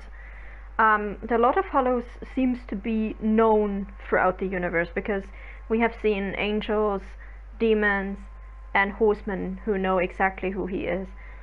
So he seems to be fairly well known throughout the universe for hollowing people, which is basically the process of turning them to dust and gathering their souls. The hollows themselves, I'm guessing, it's never been confirmed, but I'm guessing are basically weaponized, hollowed souls that he has collected. And yeah, so it's entirely possible he's handed them out to other people before. Now, the Stasis Hollow is probably my favorite in terms of combat, because this thing will allow you to slow down your enemies, and it looks pretty badass. Also, it lets you walk on water. So this is where the compass wants us to go, so that's exactly where we're not going to go. We are going to take a little detour first and get some goodies.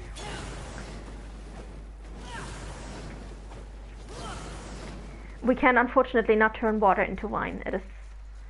It is like only half cheese's hollow.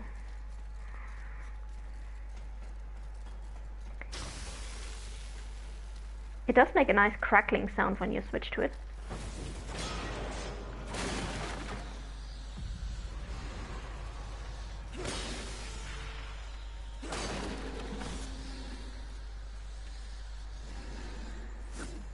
Tales of brave fury have reached Targon's ears. He desires an audience. Then go perform for him. You're entertaining, in a lowbrow sort of way. But I'm not the mightiest horseman in all the realm, you fiery flatterer. Ah, Wilgrim. Greetings. Yeah, please stop flirting with me, thank you. Okay, oh yeah, so that means we now have more room for enhancements. So let me see what we have. Yeah, sure, let's put on Fafnir. We're not going to keep it for long, because now that we have all the hollows, we have opened up basically all the areas of the game world.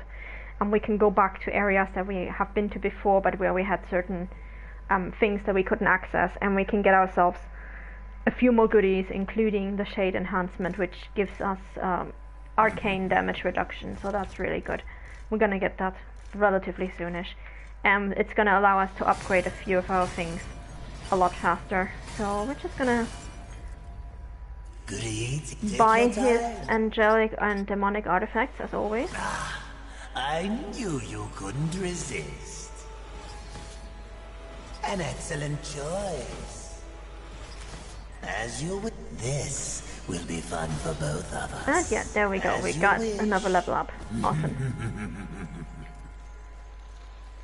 And now we can finally climb up these blue walls that we have seen since the beginning of the game.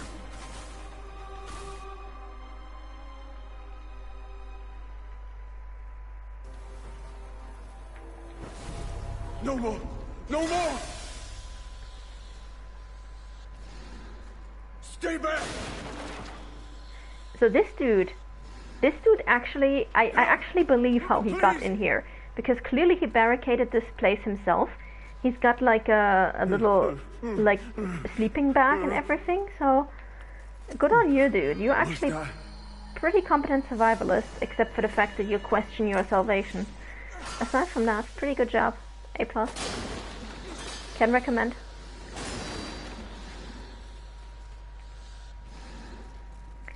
And I am not going to dignify the discussion that's currently going on in the chat. Like, you guys have fun.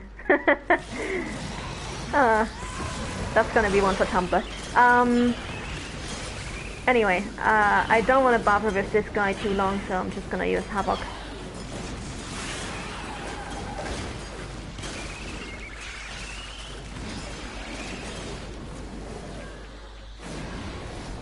Now this enhancement here, I feel this would be one for Strife.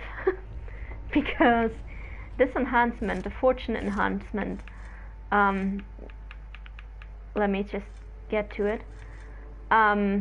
gives you more potency with certain consumables, and it gives you more lurchers. So this gives you more stuff.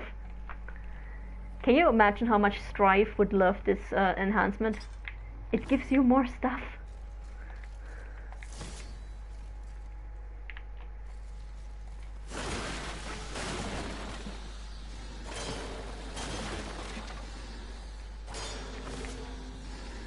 Alright, so we're just going to pick up the rest of this.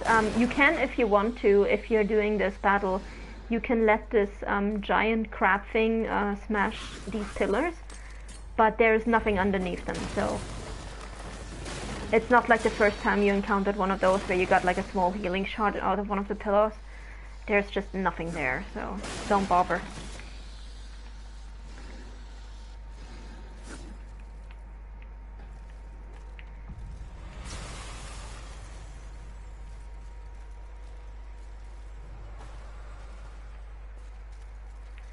Alright, we're still not going over there, we're going over here.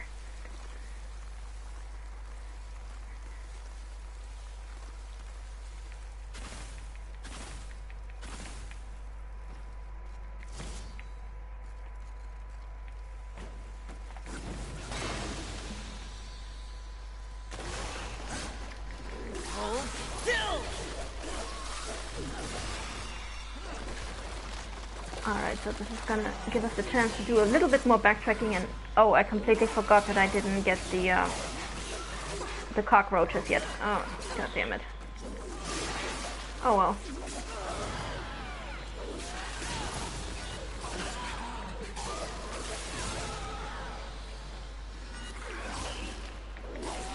There we go.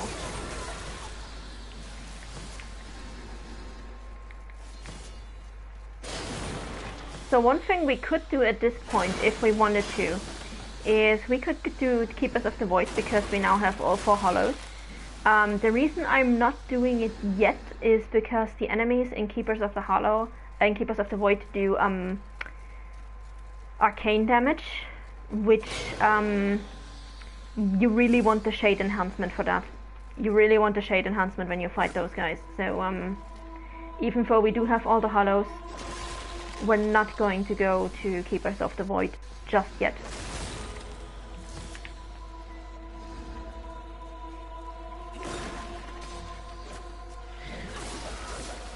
For now, I'm just aiming to basically get all the collectibles that we missed in the depths and in the Bone Lands, which in the Bone Lands is not going to be much, because we were already almost completely done with that area.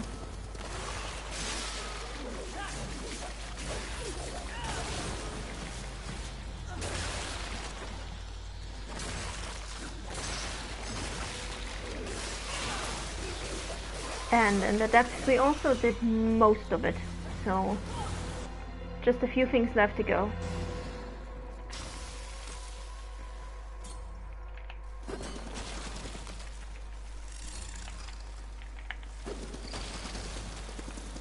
There we go. Perfect.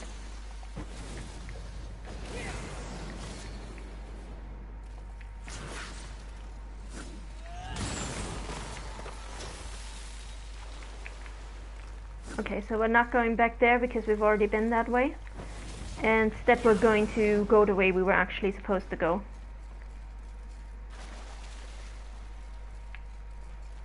And we're gonna climb up that upper ice wall in the west.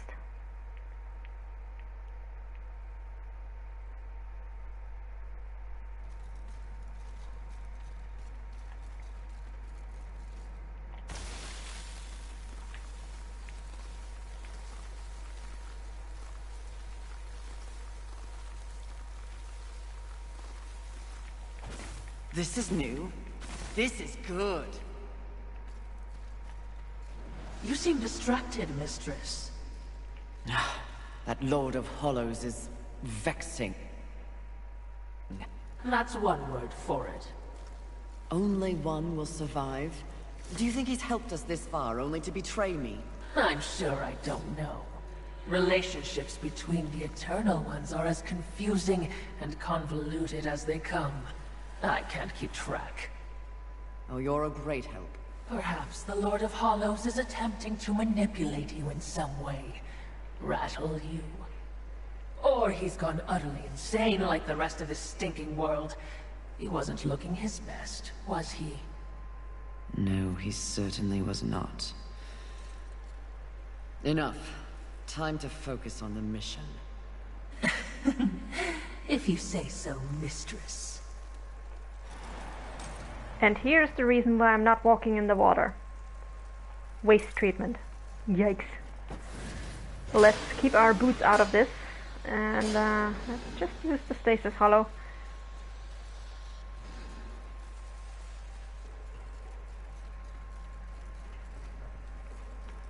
Of course, at some point we do actually have to go in the water. Yikes. We are going to smell so bad after this.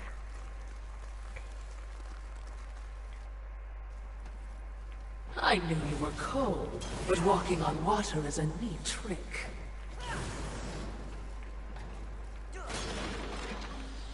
Oof. Haunted soldier in the chat with the deep cuts. It's 10 years waste free. Yeah, I guess that's the one good thing about humanity being gone.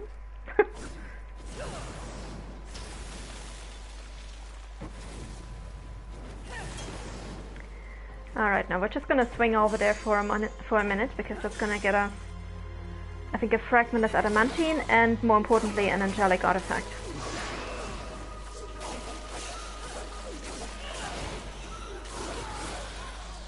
So yeah, fragment of adamantine, a piece of adamantine if I'm not mistaken, yes. And now for the angelic artifact.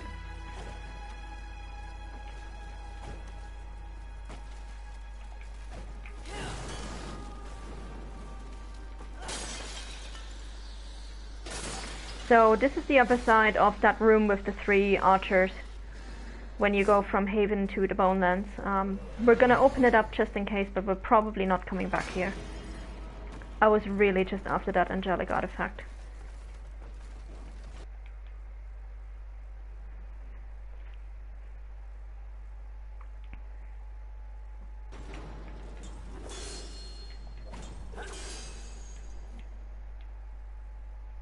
Oh. Nice pause moment in the middle of Fury's swing.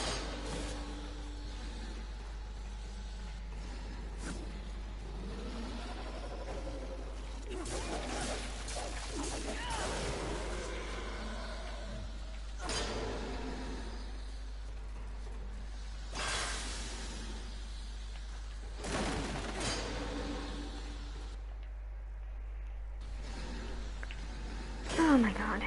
Yeah, we're going through a bunch of different areas here, so the game keeps unloading new areas.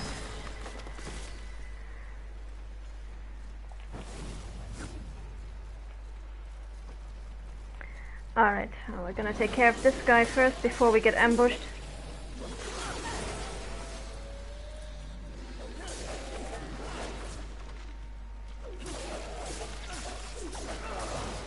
There we go.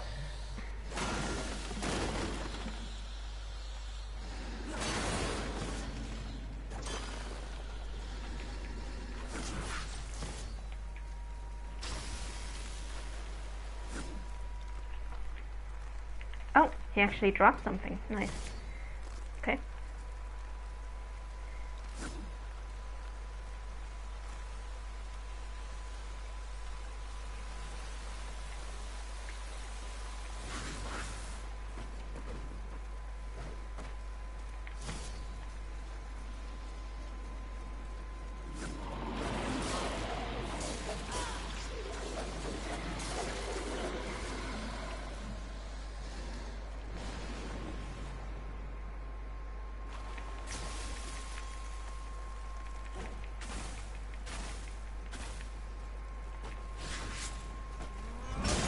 And I don't think we're gonna need this shortcut either, but just gonna open it up in case anyway.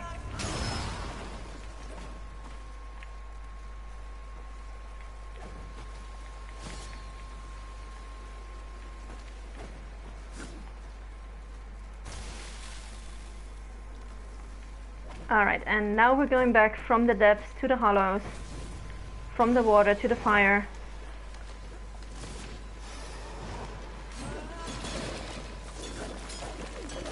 And we're going to start our epic backtracking journey. Well, at least a little bit of it, because we're almost at the end of the stream for today. How are you feeling, mistress? There is much to process. I've had to abandon so much in order to move forward. It feels like a loss. And at the same time, I've changed. Changed how? I do not know. So yeah, Fury finally realizing that this trip is therapy for her. Awesome.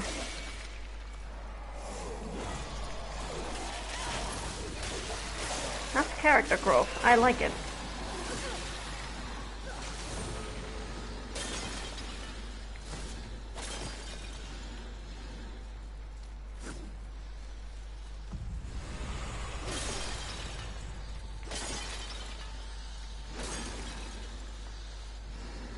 Yeah, we're not going to the Scar today, as for the comment in the chat, because we still have a whole bunch of backtracking to do, and like I said, a lot of this backtracking will actually help us upgrade our gear for the parts of the game that are going to be truly horrendous. So, we're going to start the backtracking now, and we're going to finish it next week, because it's going to take a bit. There's a lot of areas to go back through. Oh, whoa, whoa, whoa, whoa, whoa, whoa. Let's not go over the edge, please. And actually, yeah, let's use Havoc Form for these guys. That's what I was waiting for. Thank you. So much better.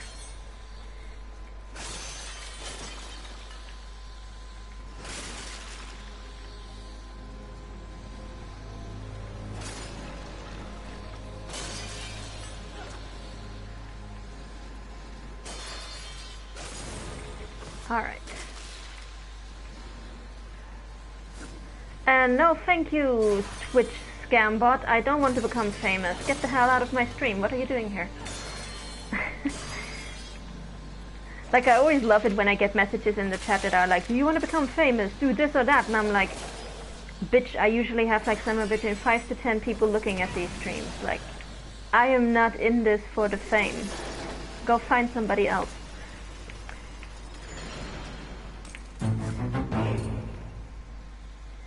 Alright.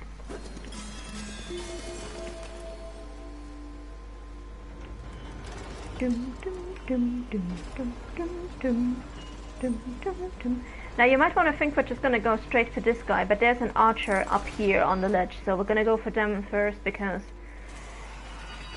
it's gonna give us so much grief if we don't take care of him quickly.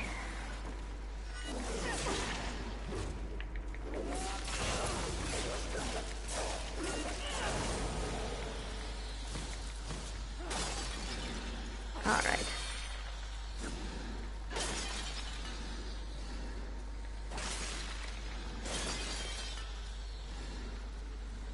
Let's go. So now we're at the on the bridge that we saw at the very beginning of the game when we first got into the hollows, and now we can finally go up this tornado. This is going to take us back to the crossroads, which is also the way where we would normally go to get to the Scar, but like I said, we're going to do some backtracking first. It's just that it happens to be conveniently on the way to the next serpent hole, so we're gonna go there. Also, this magnet wall is really, really frustrating. Be very careful. Do not try to let go of this wall in the middle of the of rolling along it, because you will die. I have actually died on this wall a couple of times. It's a bit of a glitch, so make sure you start at at one end of the wall and roll to the other side to the very end before you let go, because otherwise you might just die. Weird glitch, but can happen.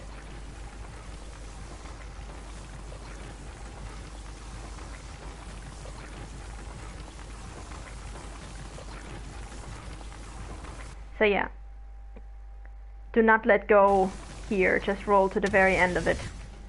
There you go.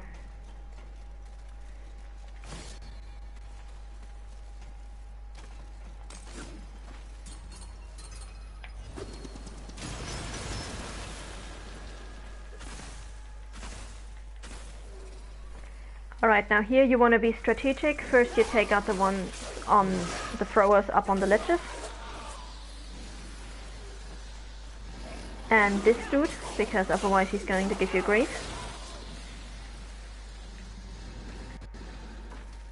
And then you can go for the suffering. And I'm going to show you guys what I mean, why I really like this this hollow in combat.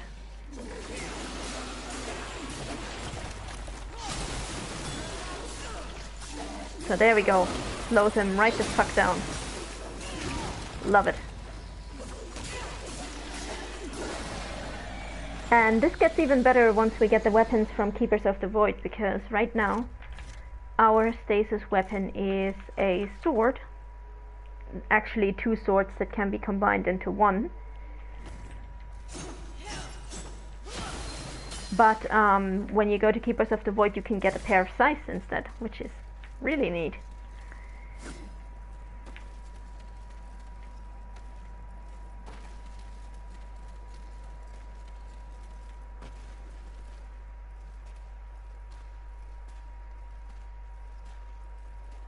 Alright, so let's just go through here.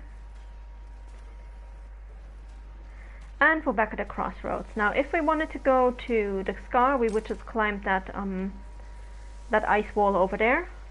We don't want to go there just yet. I'm just going to start by picking up some collectibles that we couldn't get before.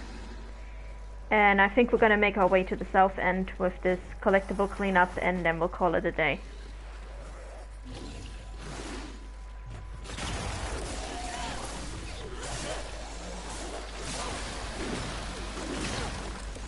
Oops. There we go.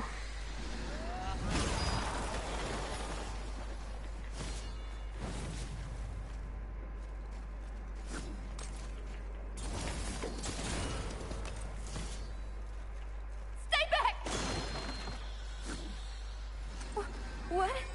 What is this?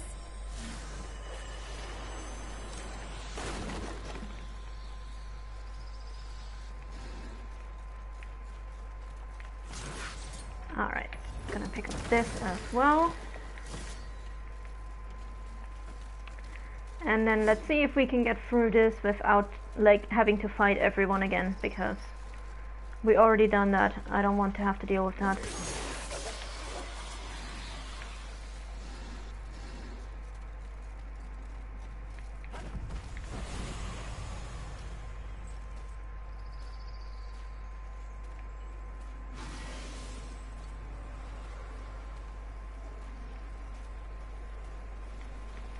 And oh my god, that means all of these guys have spawned again. Fuck my life. Okay. Now this area here can also be very glitchy sometimes. It likes to crash for me in certain times. So if a game crashes here, I am not coming back, because we are almost at the end of the stream for today. So Just as a heads up, guys.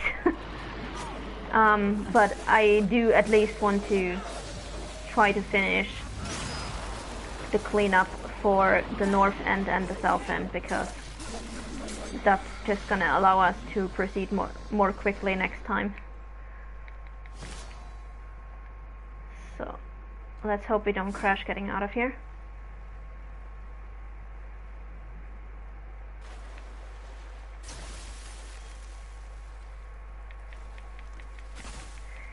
And as for the comment in the chat, I am actually surprised that Fury did not at some point just smack somebody with that stone and be like, God fucking damn it, just touch it already.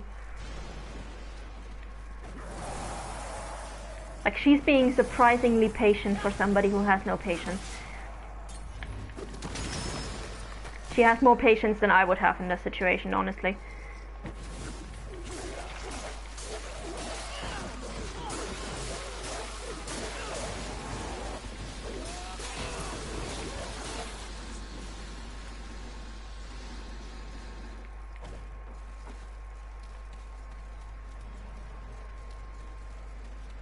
Alright, so over here we can finally get our first chunk of adamantine.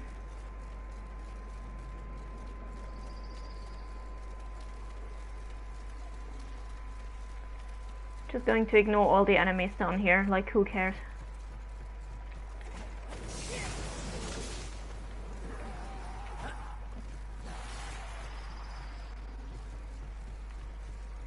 Alright, and up we go.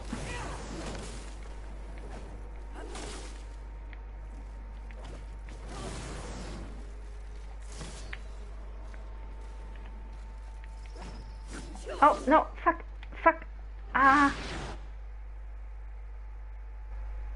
Oh, and we crashed.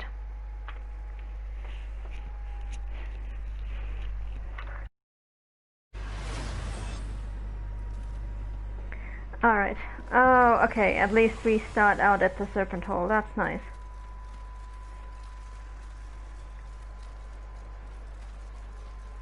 Okay, once more with feeling, let's go.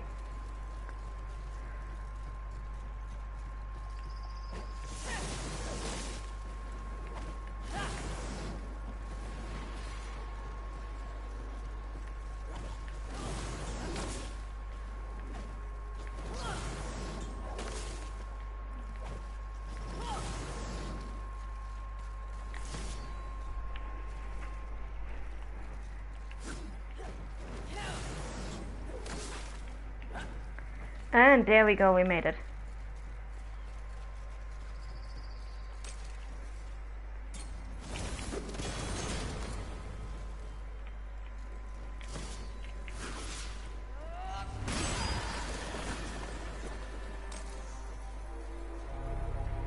Alright. Now in here you want to proceed carefully. There's 3 or 4 hives in here. So you want to proceed step by step and get them all.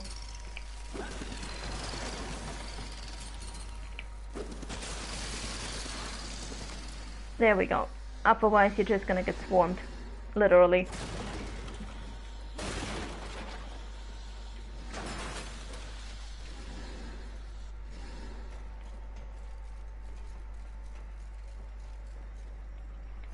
And there we go, our first chunk of adamantine. From what looks like an angelic champion, judging by the armor. Oh well.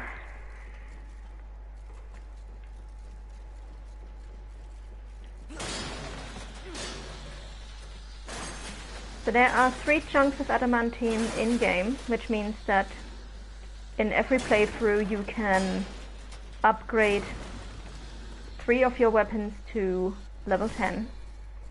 And after that you're just gonna have to go into New Game Plus or buy chunks of adamantine in the Crucible, whichever you prefer.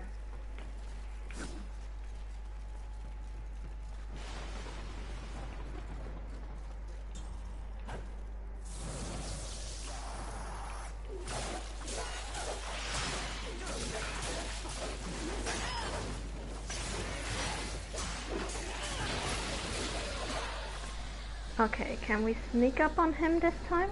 Oh wait, no, that's not the one that we need to sneak up on. Come here.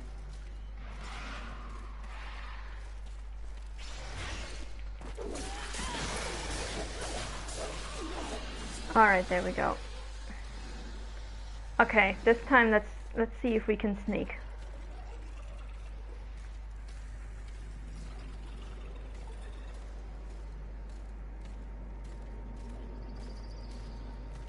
Yes, awesome.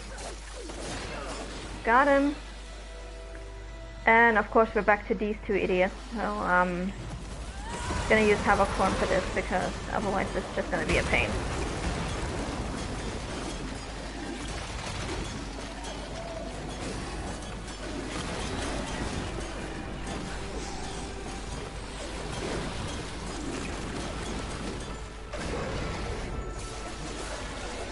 Perfect.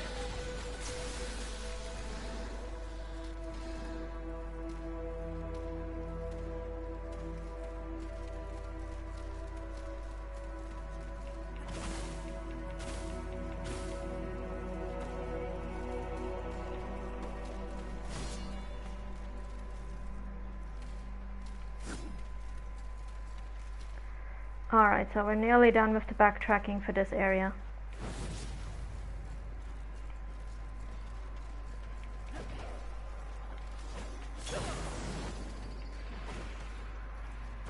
I'm not gonna fight all of those guys again. At least not right now. Not in the mood.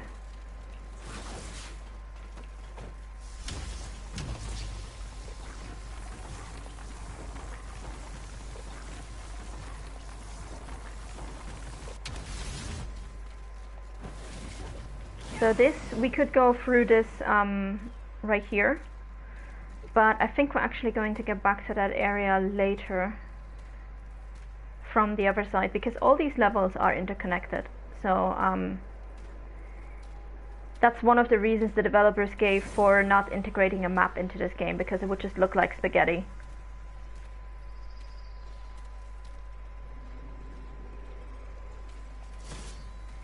Yeah, so this is an area that we will get back to later eventually, because you can see there's another entrance over there.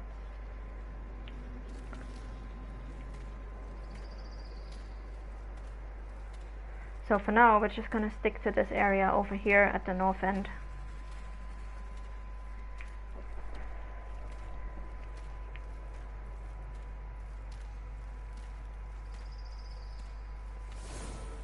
Where we are going to very carefully jump down a very specific spot so we can get our items. There we go.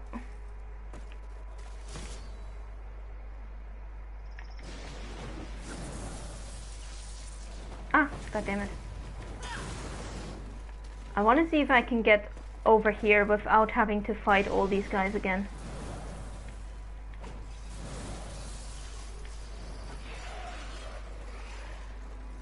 Oh. Well, I managed to bypass most of them, so that's good. Because I'm really not in the mood. Because we just have one more thing to get back to.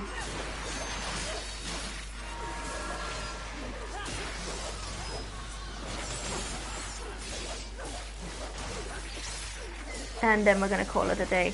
So next time we will probably finish the rest of the backtracking, get all of those nice items, and then we're going to go to the Scar. But that's all gonna be for next time.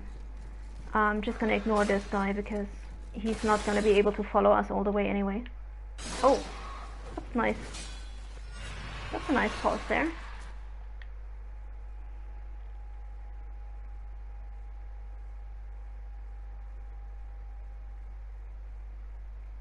Come on, just load faster.